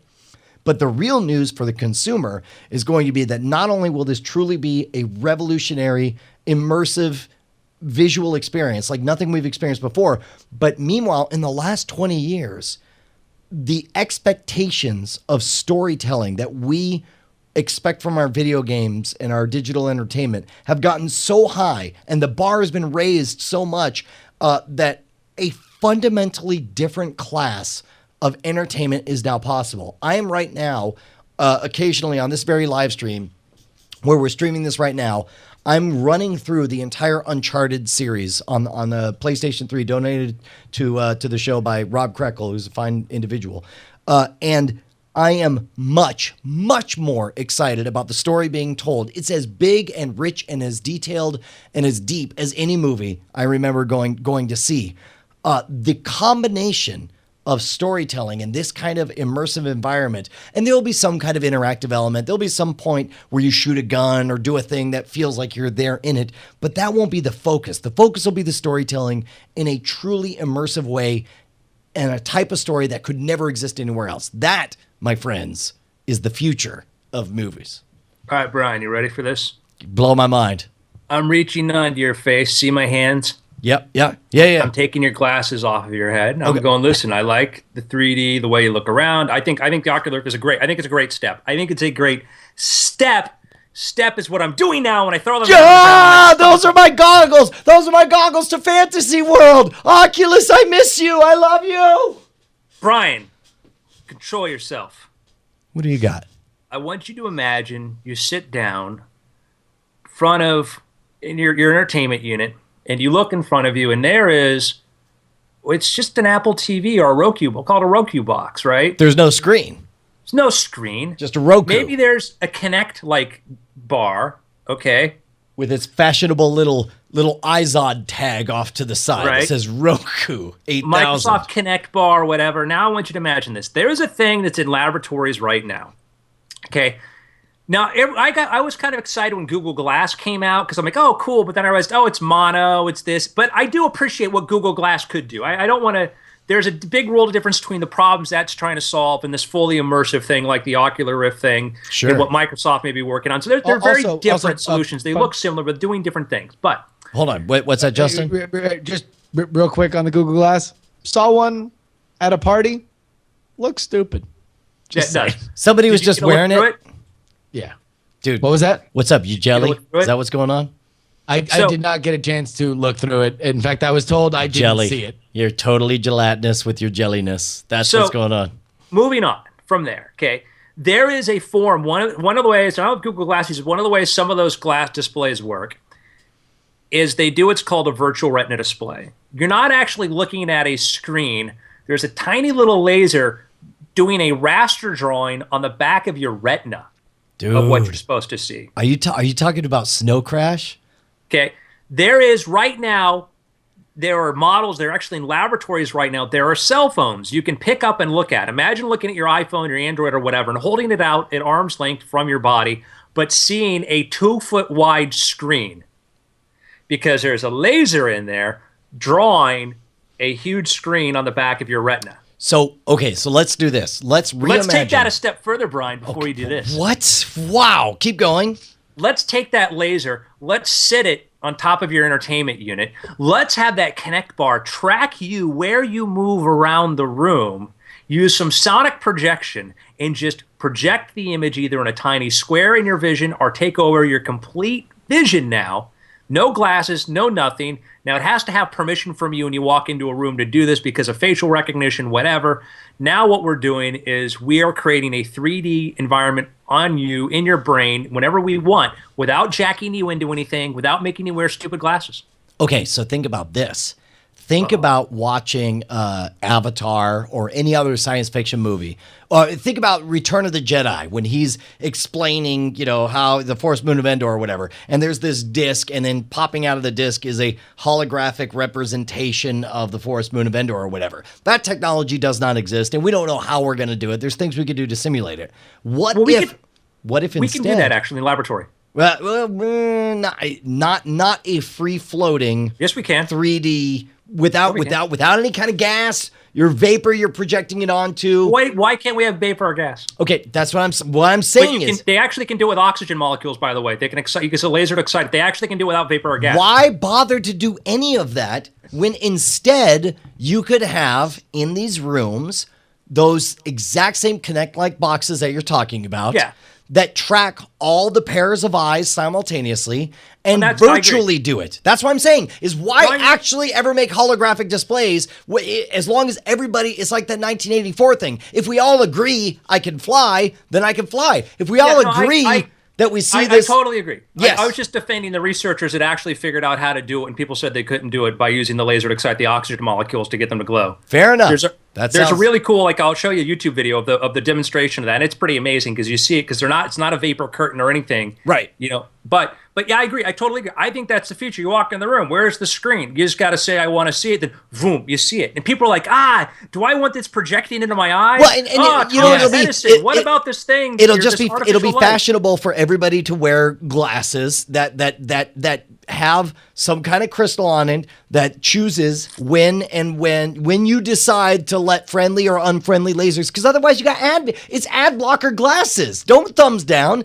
People are gonna, because this technology will be used to blast giant holographic ads in your face, and so, whether you're friendly or not. And so instead, you walk around with glasses on, and they're ad block glasses. They decide which of these lasers to let in your eyes. Brian, I will shoot out their goddamn laser with my BB gun before I wear glasses. You'll wear contacts, whatever. You'll have some that's film. That's wrong. That's backwards. We'll make rules. You can't shoot a laser pointer in somebody's eye. Brian defending the world where everyone needs to wear glasses. Okay, listen, motherfucker. Hold on, that was close. I was with you on the no pants thing. No. Okay, no, wait a minute. So you're saying that in this world where these boxes are everywhere, you're saying no one can make fun of the person who wears glasses. No. How fragile their ego is. What I'm saying is you're defending the right. You're saying that you would choose to just let whatever lasers wanted to blast in your eyes. I preface by saying when you go into a room, you have to give it permission. Based on facial recognition. What kind of communist bullshit? This is crap. What is this crap? You're like. No, he's just saying that there will be a solution that isn't glasses. That's all he's saying is that in this future where this technology exists, that there will be a solution that is not the solution you have decided. I believed everything about this scenario up until this part. You've lost me entirely. There's no way. And that's the very, very interesting point we're going to get into is that in the discussion is that when these things become like right now, we have the ability to do sound projection. You can do highly focused sound projection. And you walk into some place, and all of a sudden, you could be you should buy Tide detergent. It's aimed just at you. Well, or more specifically, like you could have an entire crowded theater of people, and somebody could notice that one person is, has his iPad open or whatever. A targeted sound can speak directly to that one person in the theater and say, "Excuse me, sir, I'm afraid you can't turn on your device in the middle of a performance." Nobody else hears anything except for that one person. Yeah, which would be great. I think that when you start saying we want to start projecting images into people who do not agree to it, and like not like we can say there's going to be a term. There's passive, there's passive reflective or whatever versus using optics or lasers to go do this. You can't shoot a laser in somebody's eye right now. Wait, okay, who is this magic authority? The government? You want the government to decide? Right, go shoot a laser in somebody's eye, see what happens. I'm just saying, like, who is this magic authority that you're appealing to? The same one that says right now it's actually the FDA with the lasers and stuff. Oh, gee, I don't even know you anymore. Brian, Brian, I'm not saying my vision. Well, one, we can talk about where my fist ends and your nose begins. That argument, what happened to the laser, the Rio laser? Remember the Rio Hotel had a laser? I don't know. Back in the 90s, the Rio Hotel had a green laser shot out the desert over Las Vegas. Oh, I do remember that. Yeah. It was really cool. It was really kick-ass. Where'd it go, Brian? What happened to it? I would imagine, you tell me, boss, because I'm betting a gigantic pair of glasses that was placed in the desert. That's right. Look, man. Wow. This is such a weak sauce. Like, are you in favor of the fact that the government shut down that awesome laser that you like so much? No. I think they shut it down. Why are you defending the wife beaters? Explain that, sir. I don't know why you're so invested that in this world where we've invented this technology where we can literally project anything onto any retina. Yeah. It will track you with millimeter, fractions of a millimeter precision. That in that reality, we have not also figured out a way to let it show when it is appropriate and when it is not without forcing people to wear glasses. What I'm saying is in this future, okay, once this technology exists and all of a sudden anybody, what happens? Okay, here's what happens. Crazy person, rogue hackers reprogram one of these to just blind people. You got the great blinding spree of 2178. And then what happens? You just going to trust the government and be like, hey guys, remember blinding everyone's illegal? No, what happens is once this genie's out of the bottle, once it's out there, once people are getting porn shot into their kids' eyeballs against their will because they clicked on whatever, because there's no effective way to stop it, what happens is you can be up there saying, everyone remain calm, we've made it illegal, or I can say, by the way, I'm selling these glasses. They block all porn or blinding for only $5. Who's going to make more money? Hat too. What?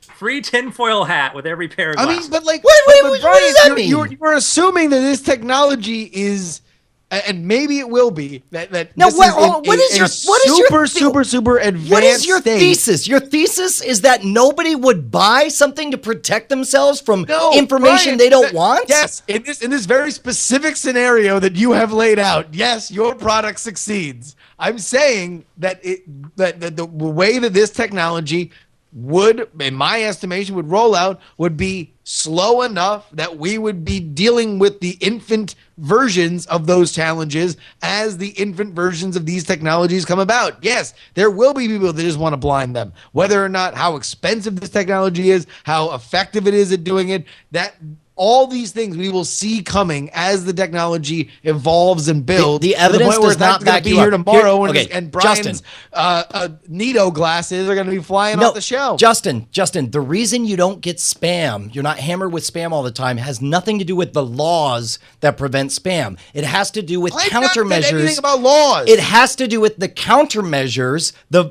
essentially the glasses that Google applies to all of its Gmail. I guess. But when we're talking about like actual physical space, if I go from, my house to the shopping mall, if I walk into the shopping mall, there's a sign that says, we're gonna beam your eyes. It's private property. We get to do whatever damn way you want. That's fine. If I'm driving down the highway and somebody's shooting me at the laser, telling me to buy, Zondo Cola,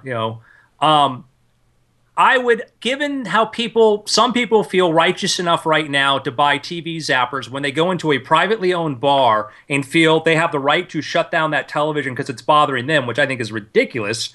But there are people like, oh, don't you hate it? And you're out with friends and the TV's on too loud in this bar and shut it down with this little zapper. And it's like, wait a second, this is not your bar. You went out into this public space, that's own private space, whatever, that you don't own, and you want to shut down their TV because it violates your space? I don't agree with that at all. It's private property. It's private property. How does that apply to this discussion? Well, but the idea is there's this already the sense of entitlement how people have. How are people going to react when they get the first laser projected eye ad they don't want? You're going to get $1 billion lawsuit against whoever's doing this. Somebody's going to claim damages that are not real or whatever. You would be so what I'm saying is that when you're talking, it's one thing on the internet where it's cheap and easy to spam people and do that, but when you go out into real space, it gets harder because there's a higher level of accountability. Somebody's got to physically put this thing in my path somewhere I'm going to have. How does that reconcile with the nature of Times Square? Times Square is a visual assault on all of your senses. Without your permission, you are assaulted with a barrage of location-based advertisements that you have no option to not receive. Wait.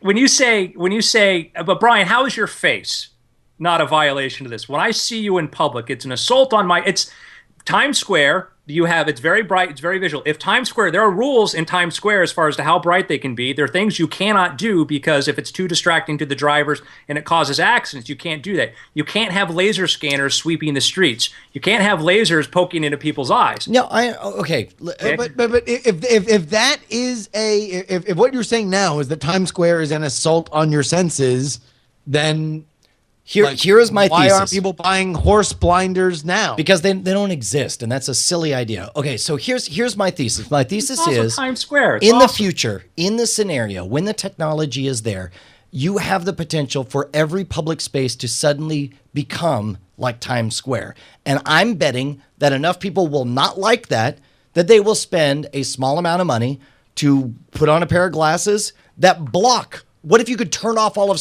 Times Square just for you, so you didn't have to see all that? I think everybody would go for that. People, but and I mean, both y'all bastards are freaking laughing at me for this idea. What I don't understand what is so ridiculous about it. Like they do What it. are There's you a reason even Times talking Square about? looks like Times Square and other places don't. You know, I mean, I'm just saying is that people are litigious enough and willing to run to complain about overbuilding and how they are already hypersensitive to that. I think that when somebody starts trying to use this in an invasive way, I don't think it will happen. It will be used invasively. I don't think it's going to get. I think before it gets to the point where like, fuck, I'm just buying these glasses to block it out. I think you're going to pass zoning laws. I think you're going to sue people in the society, in the world we live in now. That's the way we handle things. You have people who try to sue if you want to build a building and you put neon.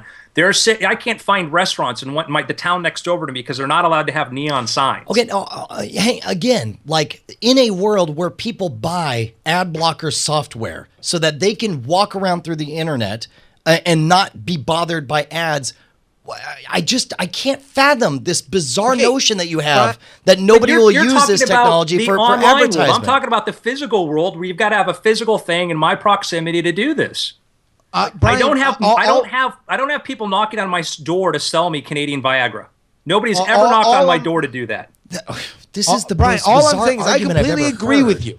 Okay. Okay, you got a funny way of showing it, motherfucker. I don't understand.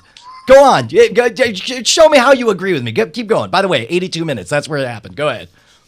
Well, hold on. Let me write it down.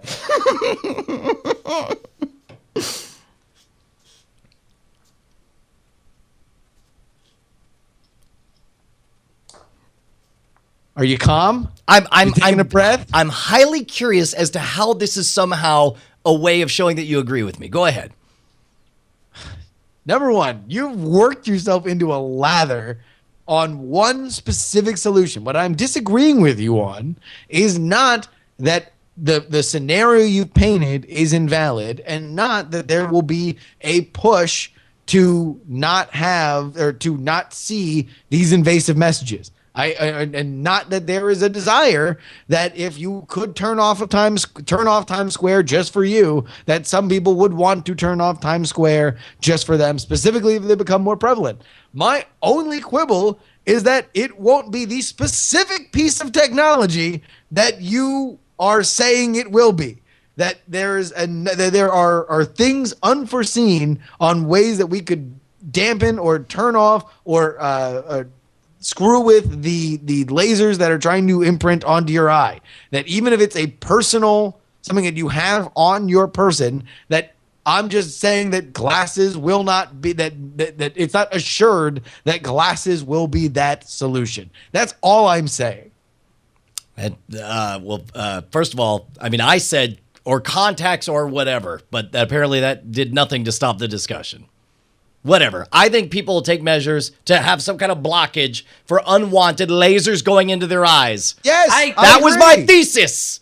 I think that I would I don't know. I really don't know. 30 minutes yelling at people who agree with you. My thinking is that like pirate radio really isn't a big problem unless it interferes with car alarms and stuff like that.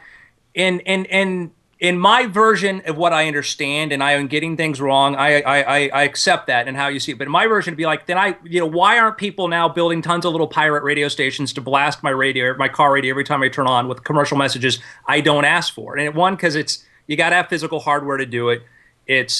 There's an FCC that tracks these things down.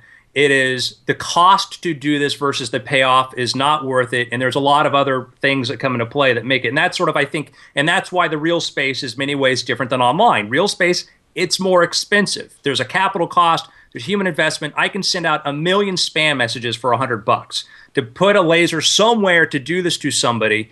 And I would think that there would be, as there are laws now that try to prevent or limit these things, I would assume if we're so fed up that we'd want to buy these glasses, I would think that, we would probably be more likely to pass laws to prevent that unapproved whatever thing first, given how we're able to block things like pirate radio and stuff right now.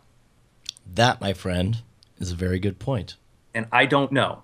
End of the day, I don't know. But I do think it will be awesome when we have this technology. However, I have to deal with it when I go outside, which I won't because I'm going to sit inside all day long watching just awesome 3D without glasses.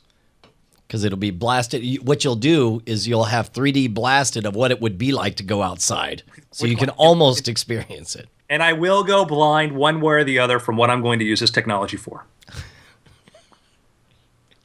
Should we do like a real quick picks? But I guess also we should also thank the folks who made this possible, flowersthefilm.com, right? Yeah. The reason this show exists is for us to get passionate and excited about the legality of the far-off future of having lasers projected into your eyes and what we're going to do or not. We don't know. We have no idea, but we feel very strongly about it. I'm just saying, if the solution is glasses versus the field, I'm taking the field.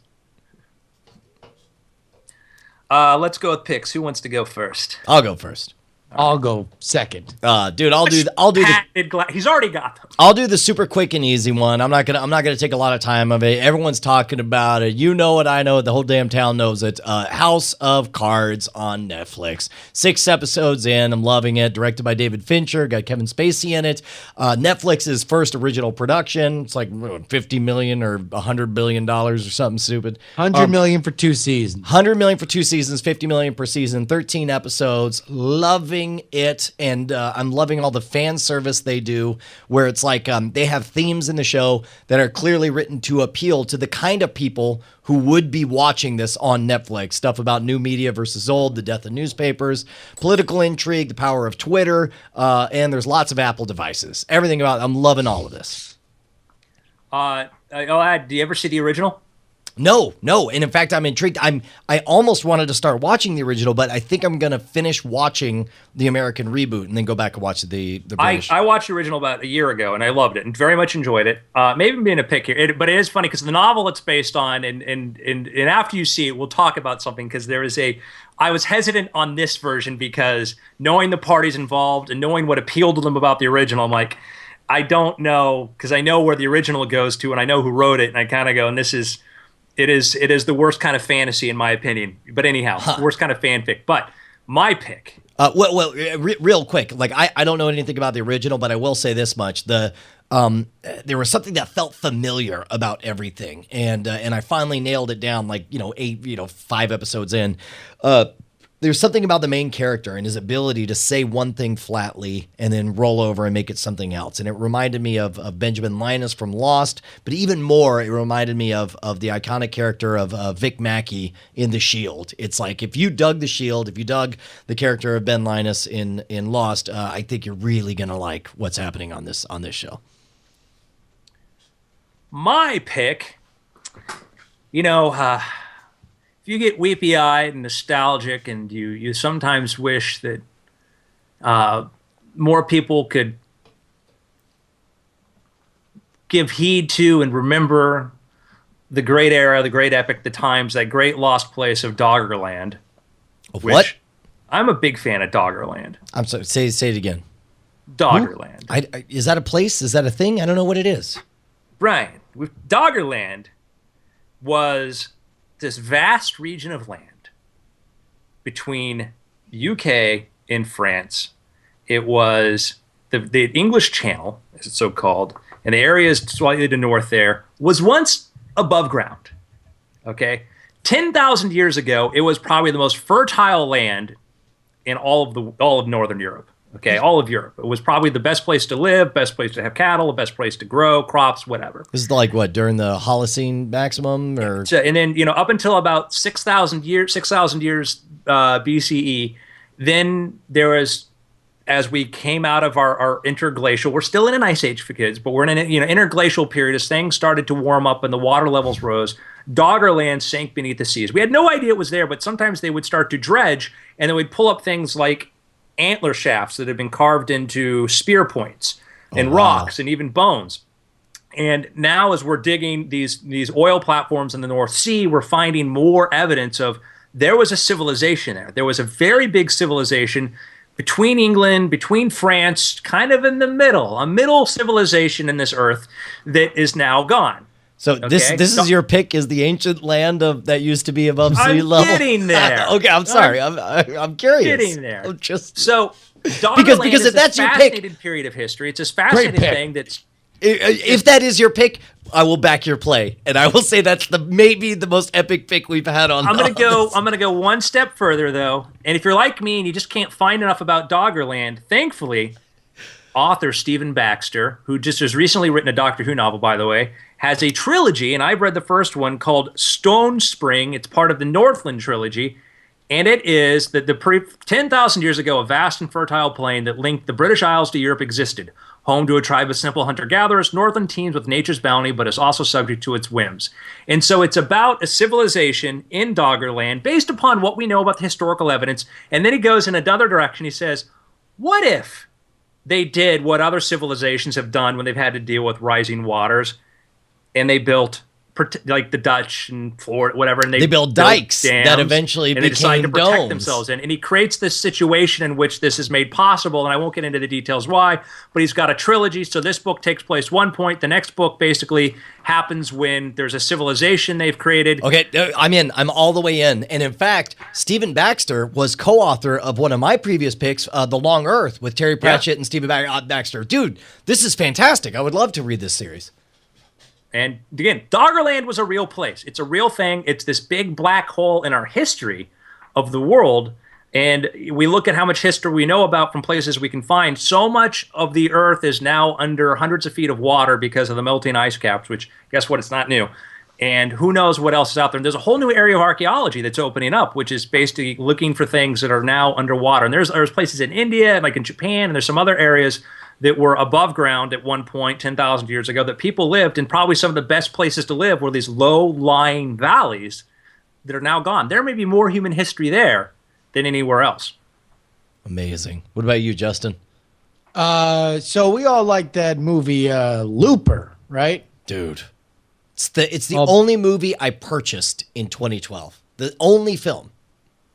Big fans of that one. I was delighted to see that on, if it's not the most recent, it'll be the first one back episode of Smodcast, and then the second half on the Smoothie Makers podcast is an expansive, certainly longer than Looper, interview, two-part interview with Kevin Smith and Ryan Johnson, the director and writer of Brick, Brothers Bloom, and Looper. It was one of those things where I've so enjoyed Ryan Johnson's work, but because he has this reputation as he writes everything that he directs, and he takes so long to write it, and it's a very precision kind of craft for him. I kind of thought he was more of the indie director kind of. He was more Darren Aronofsky than Kevin Smith. You know, the kind of reclusive genius kind of person. And I was so happy to just hear him just to be just a big, awesome, welcoming personality, and not the, like, I do brilliant things and like, this is my work and I present it to you now as I reveal my tablets to the world. He's awesome. The interview's great. It edges a little bit on the Kevin Smith has, and I love Kevin Smith. I love Smodcast. There's a tendency to ebb a little bit into the me, everything's about me waters, and specifically when it gets to Bruce Willis, it kind of tends to be about Kevin Smith's pathos than it is talking to Ryan Johnson about his. Now, to you, that's a negative, but to me, the moment I hear Kevin Smith and Ryan Johnson talking about Bruce Willis, I'm like, I'm in, and it's like because I want to know the gossipy stuff. So did I. Oh no! Okay, all right. No. There's a lot of that I like. We'll see. We'll see, man. Just saying. No, I mean, it's not, and even like, that's not bad. I mean, I don't know. There are just elements. I mean, and it's not necessarily, it's all great. I am recommending it because I love it. Go ahead and check it out. It's on Smodcast. Kevin Smith interviewing Ryan Johnson. And the second half of that interview is on his Smoothie Makers podcast. So go ahead and check that out. And Ryan Johnson's awesome, man. 2 thumbs up. Which, by the way, Smoothie Makers makes me think of the Penny Marshall interviews that he did, which made me think of Penny Marshall appearing on Portlandia, which was recommended to me by one just Robert Young, which I'm continuing to watch. So there's that. No, Portlandia is absolutely great. And I did watch the Battlestar Galactica episode, and it was effing legendary. It was amazing the way it happened. It was awesome. Yeah. I'll just say I never knew he was that funny until Portlandia. all I will say is there's a cameo in the Battlestar Galactica episode that is not made clear to an audience that doesn't know who they're looking at, that I've taken great delight in having other people watch it and then be like, well, you know that blank is blank. Wait a minute. Did I miss this cameo, or did I Brian, blank was blank. No, I need some help. Help me out here, man. I hate to think that I missed the cameo. Was it like an Eddie Murphy thing where some white guy looked like a black person? Who? No. Who were they looking for the entire episode? Oh, crap. Yes. Okay. Yes. All right. That person. Right. Yeah. When is he in there? The local actor? No, I didn't know that. That's amazing.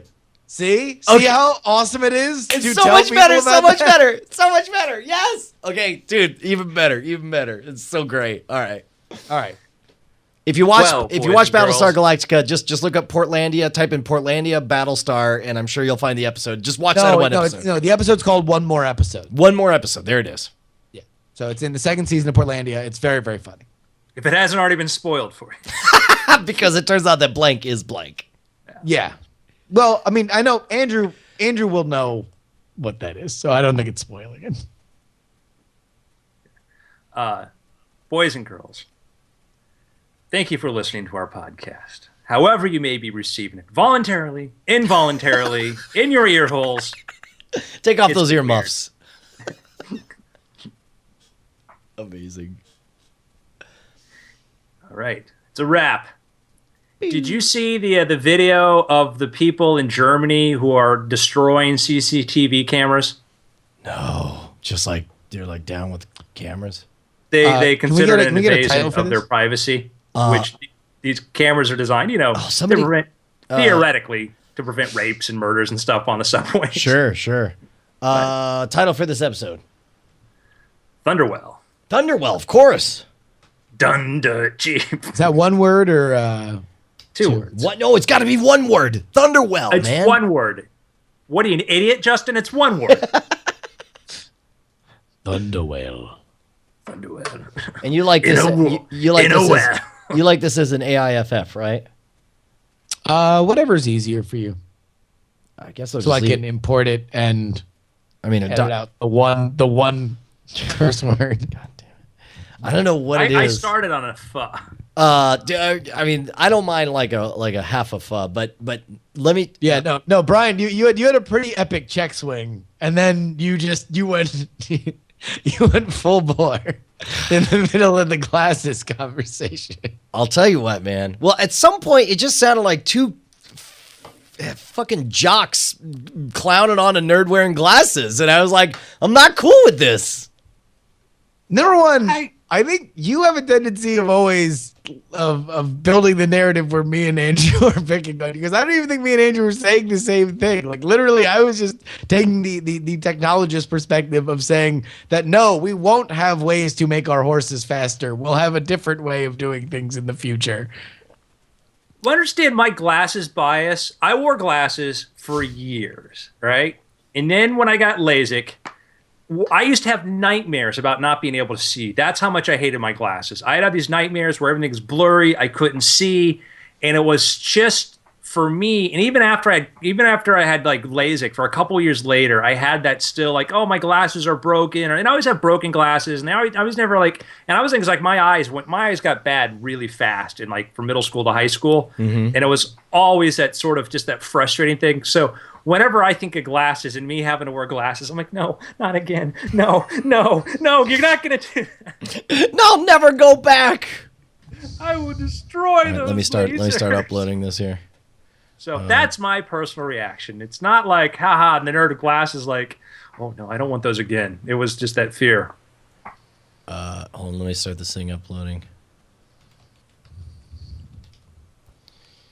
Hey, so, Mr. Andrew, Yo. that thing we discussed today, I'm going to record some stuff for it tomorrow.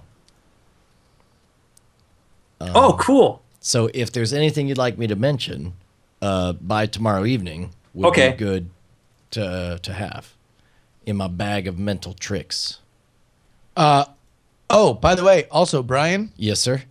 I got word from the Go Game that they are allotting a small budget for props for our specific game, and like we are more than welcome to kind of have our first sponsor for South by So Wasted 2. Yeah. As presented to you by the Go Game. Dude, this is gonna be great. Like I so don't mind any hesitation I had. In general on NSFW related stuff, like we're just automatically allergic to. We've done that before, so let's not do it again. But like, if everything, I so don't mind everything being exactly like before on this. It's gonna be amazing. I mean, I think it's going to be very different. I mean, aside from the power hour, and even then, like, I mean, to be honest, I Go think Game will we're be at the different. point with Allie, and the audience is at the point with Allie that, like, I would love to hear more of her original stuff. Like I think the power hour is going to be awesome, but like, I think if she wants to play like a concert and then do whatever she wants to do in terms of the drinking game thing, like that would be super cool. Yeah, we need to lock in that venue as fast as we can. That's going to be a lot of fun. Yes, that's the biggest thing, and more specifically, we need the day like for the Go Game. Like we just need to need to know whether or not it's going to be that Saturday or Sunday. I've seen 2 dates. Hey, you know that thing I was telling you about? Oh yeah, that the thing with the thing and the thing. Yeah, that's gonna happen. Totally gonna happen. I got it worked out. Go ahead about your thing, guys. We're good. I've heard 2 dates thrown around, one by you, one by Allie, and they were not nearly the same date. Well, yes, no, she wants to do something on the 12th, which is impossible 15th. because I leave Austin the 11th. 15th is what she said. Well, then that is even more impossible than the 12th. Remember how impossible the 12th was? Right. The 15th is even more impossible. Hey, real quick, what do you guys think about the Star Wars movies? I can't believe we didn't even get a chance to talk about that. I do. Good So they wait. are. Well, you heard the news today, the Han Solo movie and the Boba Fett movie? Unconfirmed, right? That's the latest, but sure. If we're just discussing anyway, Because like literally yesterday's rumor was the Yoda. Oh, was it? Yeah. Yeah. No, I mean, listen, we're looking at Star Wars like we look at Marvel, right? Like we're super jacked that we get a Guardians of the Galaxy movie. We get, the big rumor with the Latino Review like broke their big thing that there's going to be the Planet Hulk movie and a Doctor Strange movie. All right, can I just be the first one to admit I never even knew what Guardians of the Galaxy was until I looked up and had to figure out who the hell the guy was at the end of the Avengers. And I'm like, no, I'm with you. Man, there's a big gap in my Marvel history. No, and you're talking to a guy who is OG Marvel. Like I was Marvel when Marvel wasn't cool, man. Like 1988, like just 1986 to 1991. It was like every issue of I have literally thousands and thousands of Marvel comics. Right over there, actually. Me too, literally. Yeah, exactly. But I'm like, I'm not going to pretend I know what this is. Yep. Well, I did pretend because Justin told me, and I'm like, oh, of course. Yeah. I'm like Rocket. I mean, Raccoon, I knew it, but then again, like Ray? my Marvel knowledge comes from card collecting. Almost more than anything. Like I've read a fair amount, but like the outer reaches were all filled in. I was obsessed with Marvel trading card collecting. So like I have just this basic knowledge of all these like really super peripheral characters. That by the way, same reason, Justin, is why I know the names of most of the characters in the cantina is because I played the customizable card game for Star Wars. It's like Momande Dawn is the guy we all know as Hammerhead and so on. Oh, yeah, absolutely. That's like, you think about like, how did we know who the hell IG-88 was? Yeah, because of the action figure, top of course. trading cards. Yeah. Because we're sitting there looking through the cards, we're like, oh, Boba Fett. All right, I like this. Oh, yeah, that guy, and then... Hey, as long as we're, being confessional with each other, is there anything you want to explain to us about this photo? Just say anything you want to just fess up to? Wait, there is nothing to talk about. Okay, all right. It's a very nice mushroom cloud. I think the distance is great. The elevation worked out pretty well. I would say, hypothetically speaking, were somebody do that experiment again, maybe an overhead aerial view of it to measure the diameter of the cloud. That'd be good. Just saying. By the way, speaking of things that are never mentioned in the official source material, I wound up getting lost for about an hour in Song of Ice and Fire wiki reading. Isn't it great to have somebody else tell you all the crap that you missed? Well, and some that you are not told, across the Narrow Sea, where the Dothraki and Ashai and the Shadowlands are. Do you know what continent that is? Westeros, we know. Yeah. Do you know what that continent is? Nope. It's half of the stories that are told, and all we think of is Westeros, but Westeros is that continent. It's Essos. And I had no idea until I read, and they're talking about the whole header is Essos. And I'm like, what the hell is Essos? What is Essos? Amazing. Dude. That's what they call Exxon in other countries. Can I? Yeah, the SO. Yes. Hey, I'm going to do a little experiment here. I just want to, whatever comes naturally. It's behavioral psychology. Hey, Justin. Yeah. Walking Dead's coming back on Sunday.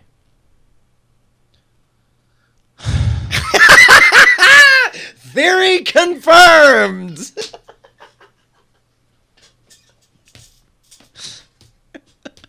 That's exactly people were talking about it on Twitter. And I was just like, Hey guys, what's up? Game of Thrones is coming back this month. Woo!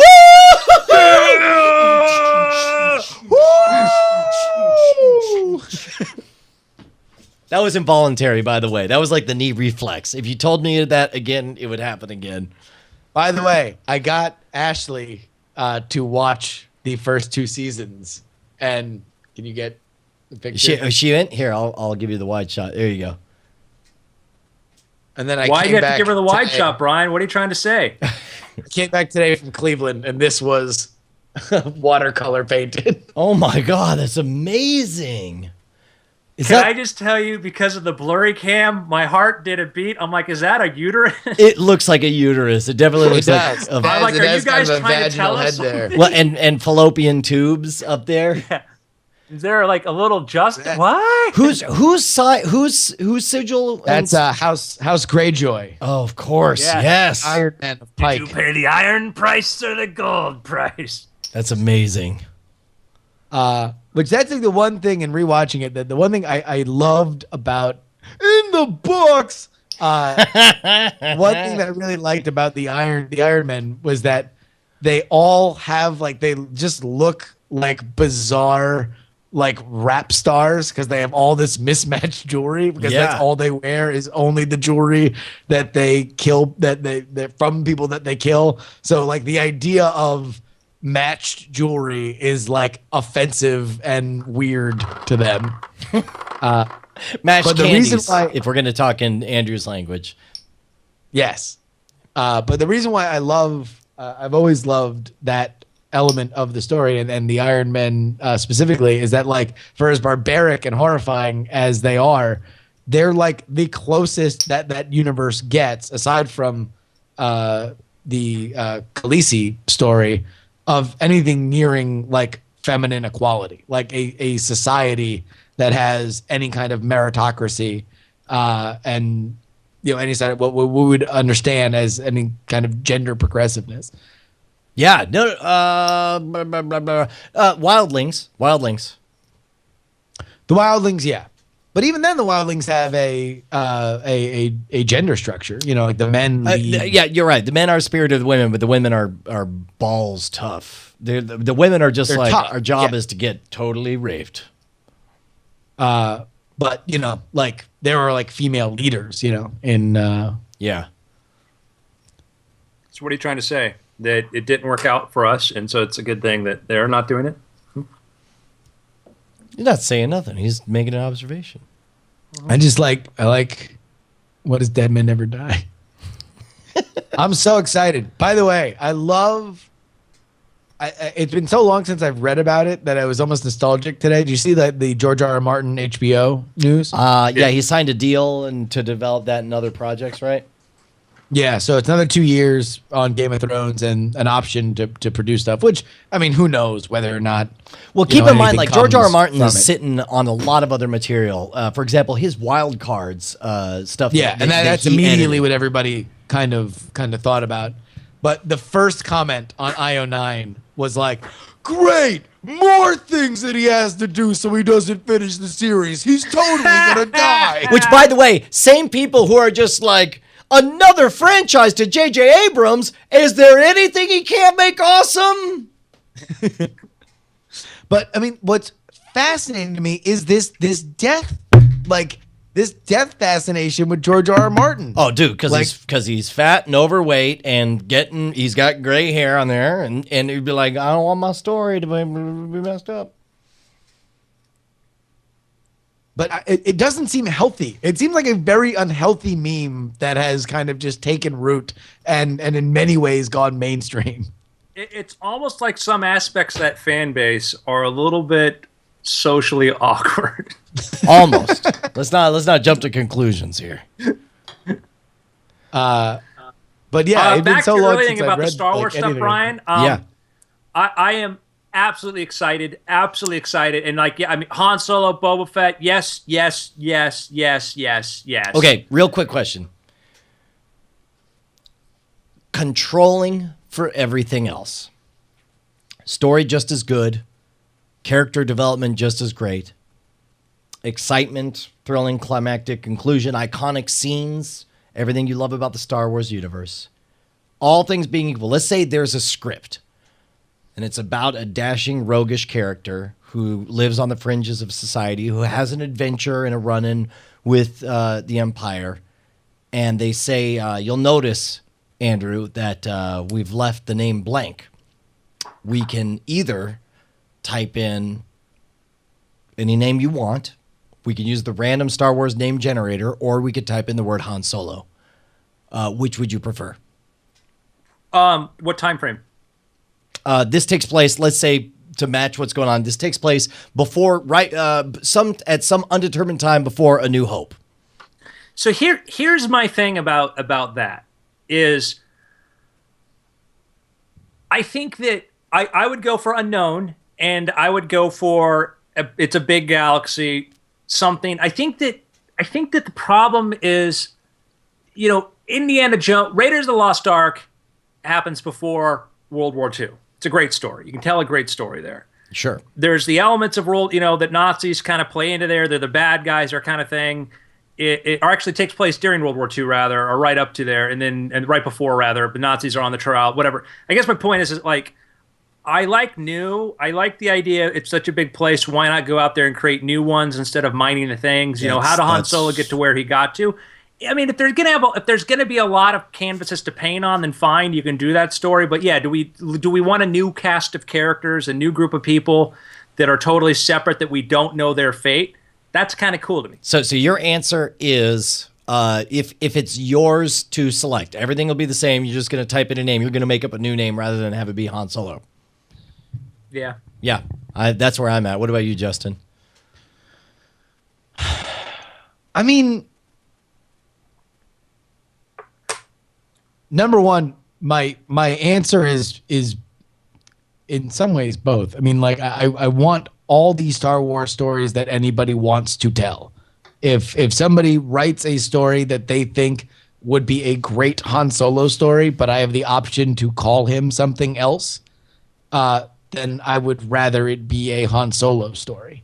I just, and also it kind of leads to the idea, unless they're going to recast, unless it's an older Han Solo story and they want Harrison Ford for it, I very much like the idea of new actors playing those roles and seeing just a different take on a character that we've seen, over and over again. I don't know why this is different than Spider-Man or Superman or Tony Stark. You know? Okay, Here's my take on it: is that Han Solo comes into Star Wars in the cantina. You know, Chewbacca brings us over to the table. We meet this smuggler who we know's lived on the other side of the law. He's a ne'er-do-well, but he does have a good heart, and he saves the day at the spoiler alert, saves the day at the end of Star Wars, and he becomes this. He was a good guy all along. You realize because of saving Chewbacca, all this sort of stuff. The big, real interesting turn is there. There could be how he becomes a smuggler. There's all this other stuff, but that story started at that point. And I picked up Scoundrels, the Timothy Zahn novel. You know, that's the kind of the Hans, which is kind of an interesting thing, but. There's the real story begins with Han, Luke, and Leia and all that. That's the most interesting chapter of his life. It should be. If it's not, then we're underselling those stories versus some other person, the inciting incident and the thing that becomes where do they come into play. We watched Darth Vader when he was a kid, and it was a boring, god-awful experience. Watching him become Darth Vader. But could that movie be good? And there's a lot to be said about the way it was done and how it could have been done better. So Justin's question was, could young Darth Vader have been good? And the answer is yes. Here's the thing: is it could have been better if it made this universe bigger and opened up more interesting questions. Are always better than answers.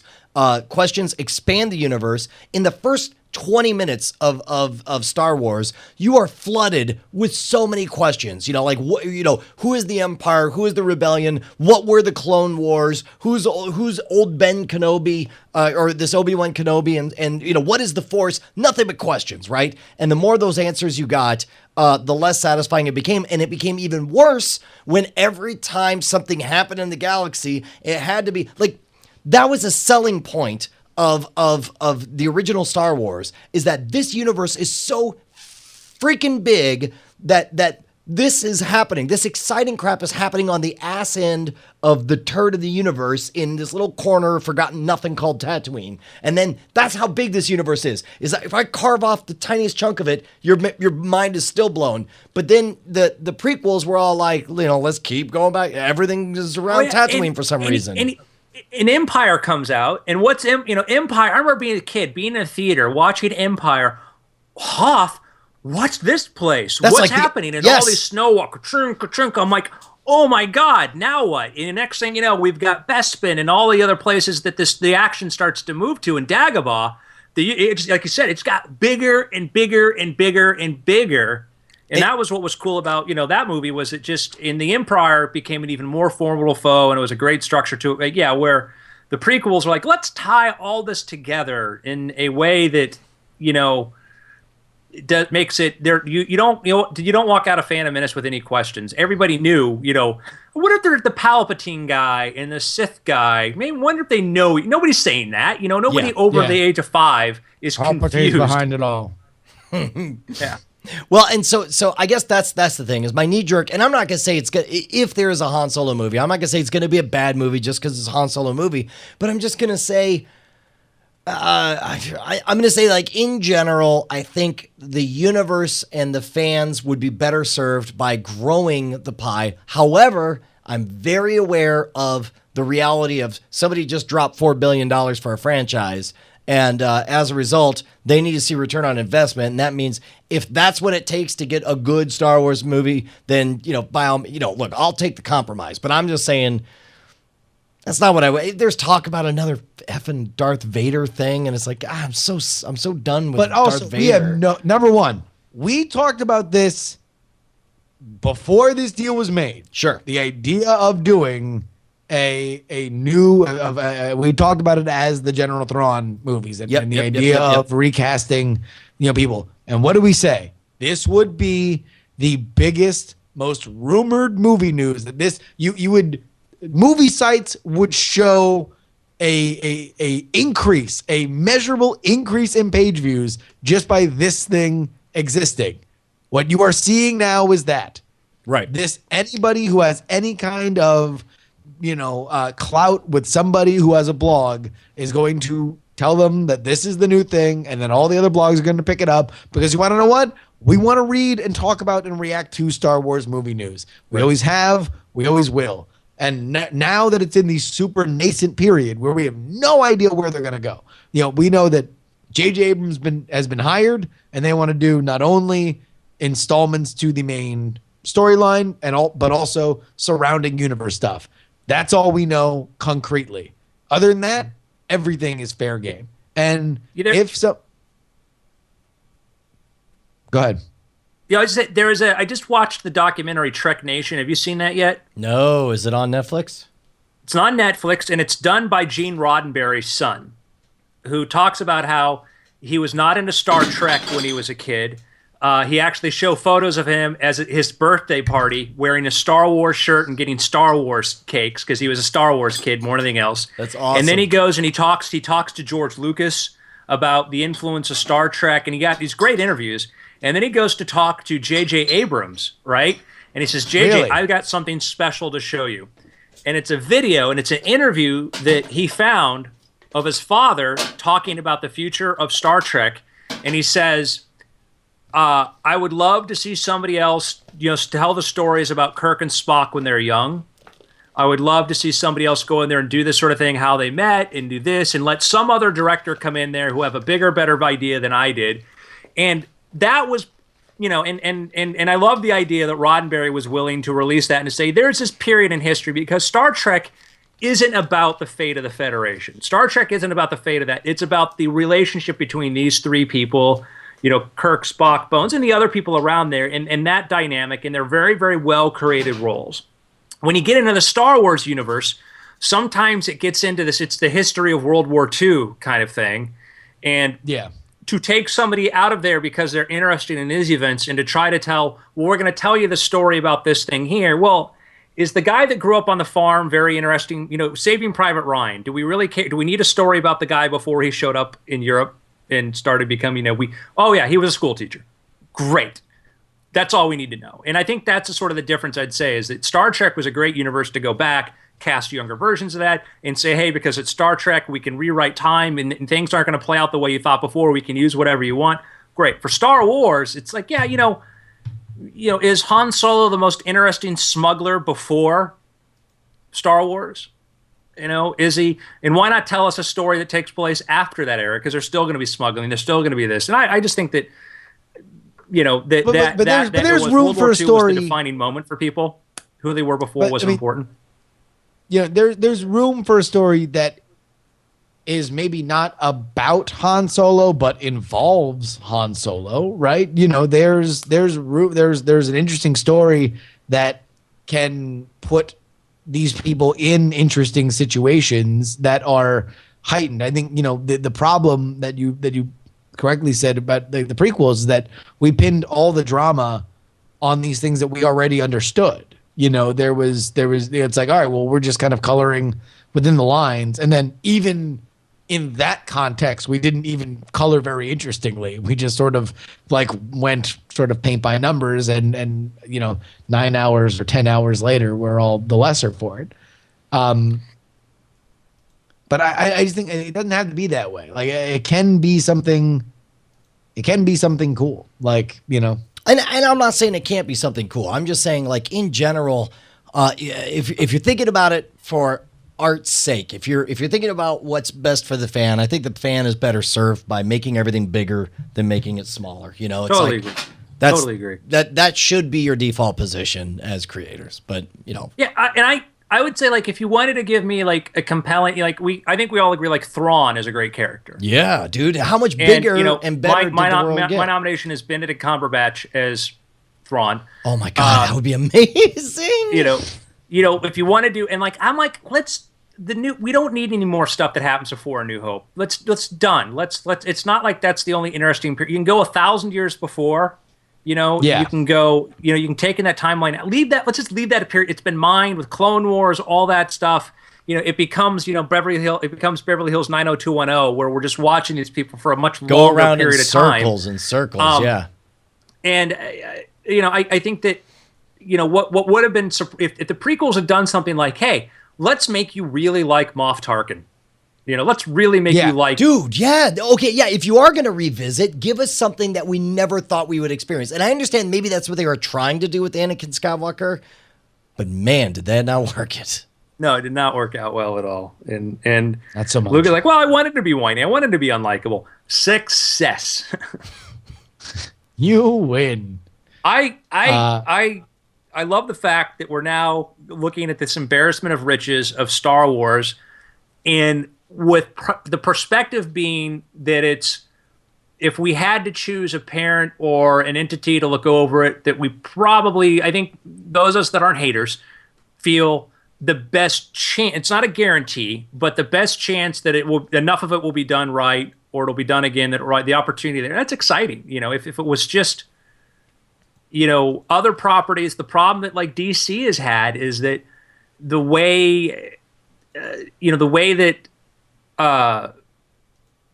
its corporate parents have sort of handled it is they kind of know they have something valuable there, but the people coming in to make decisions for it just change so much. And that was a problem with a lot of these properties. But, Marvel's done, they're good movies, I mean, there are some that are better than others, but, the worst of the Marvel movies is still, outside of the Batman trilogy, is better than anything we've seen, with the DC properties. I mean, I would rather watch Daredevil 1,000 times before I watched any of the prequels. And that includes Revenge of the Sith or any of that stuff. Like at least Daredevil had a sensible progression and at least made an attempt at some kind of personal chemistry between two people. Yeah, imagine if Ben Affleck had been allowed to direct Daredevil. Dude, how about that for a coup, man? For 10 years ago, Ben Affleck or imagine the completely contrived chemistry between Ben Affleck and Jennifer Garner, who later became, I guess they're still married, right? Yeah. It's amazing.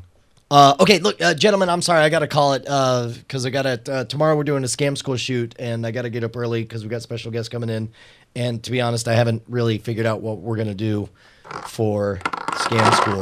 But if anyone's in Austin, wants to come on out, I will tweet out tomorrow the location. I don't remember it offhand. So that's happening. You got it. People seem to love the episodes of Weird Things where we get like passionately debatey about something that's futuristic crazy. So hopefully they'll like this one. Yeah, I mean, because it's like we're all politically, economically, and all that very, very, very much in line. And it's when we get into those areas where the deviation happens, it makes it fun. Yeah. Well, it certainly makes it more interesting, and that's what really matters. All right, gentlemen. Bye, guys. Bye. It was awesome. There's this right here. Bye. Next Wednesday night.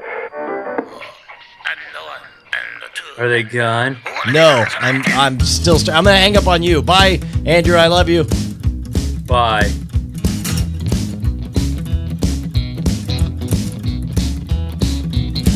Late night, about 2:45, he was up late, watching a little bit of that late night TV. He saw something that he couldn't believe. He picked up the phone, called the 1-800 number, got a package in the mail, and he opened it up. And he sliced himself in the jugular vein, and he died. That's why you don't mess around with the Ginsu, cause it'll slice, dice, chop, and then mince you. Get on the phone and call up all your friends who haven't heard that you don't mess around with the Ginsu. He came home one day on a Sunday and decided he was gonna go play in the yard. But his mama said no. But he did it anyway, and when he leaned in close for a good look at that ripple he seen in the pond, an alligator jumped up and bit him, and he died. That's why you don't play outside in your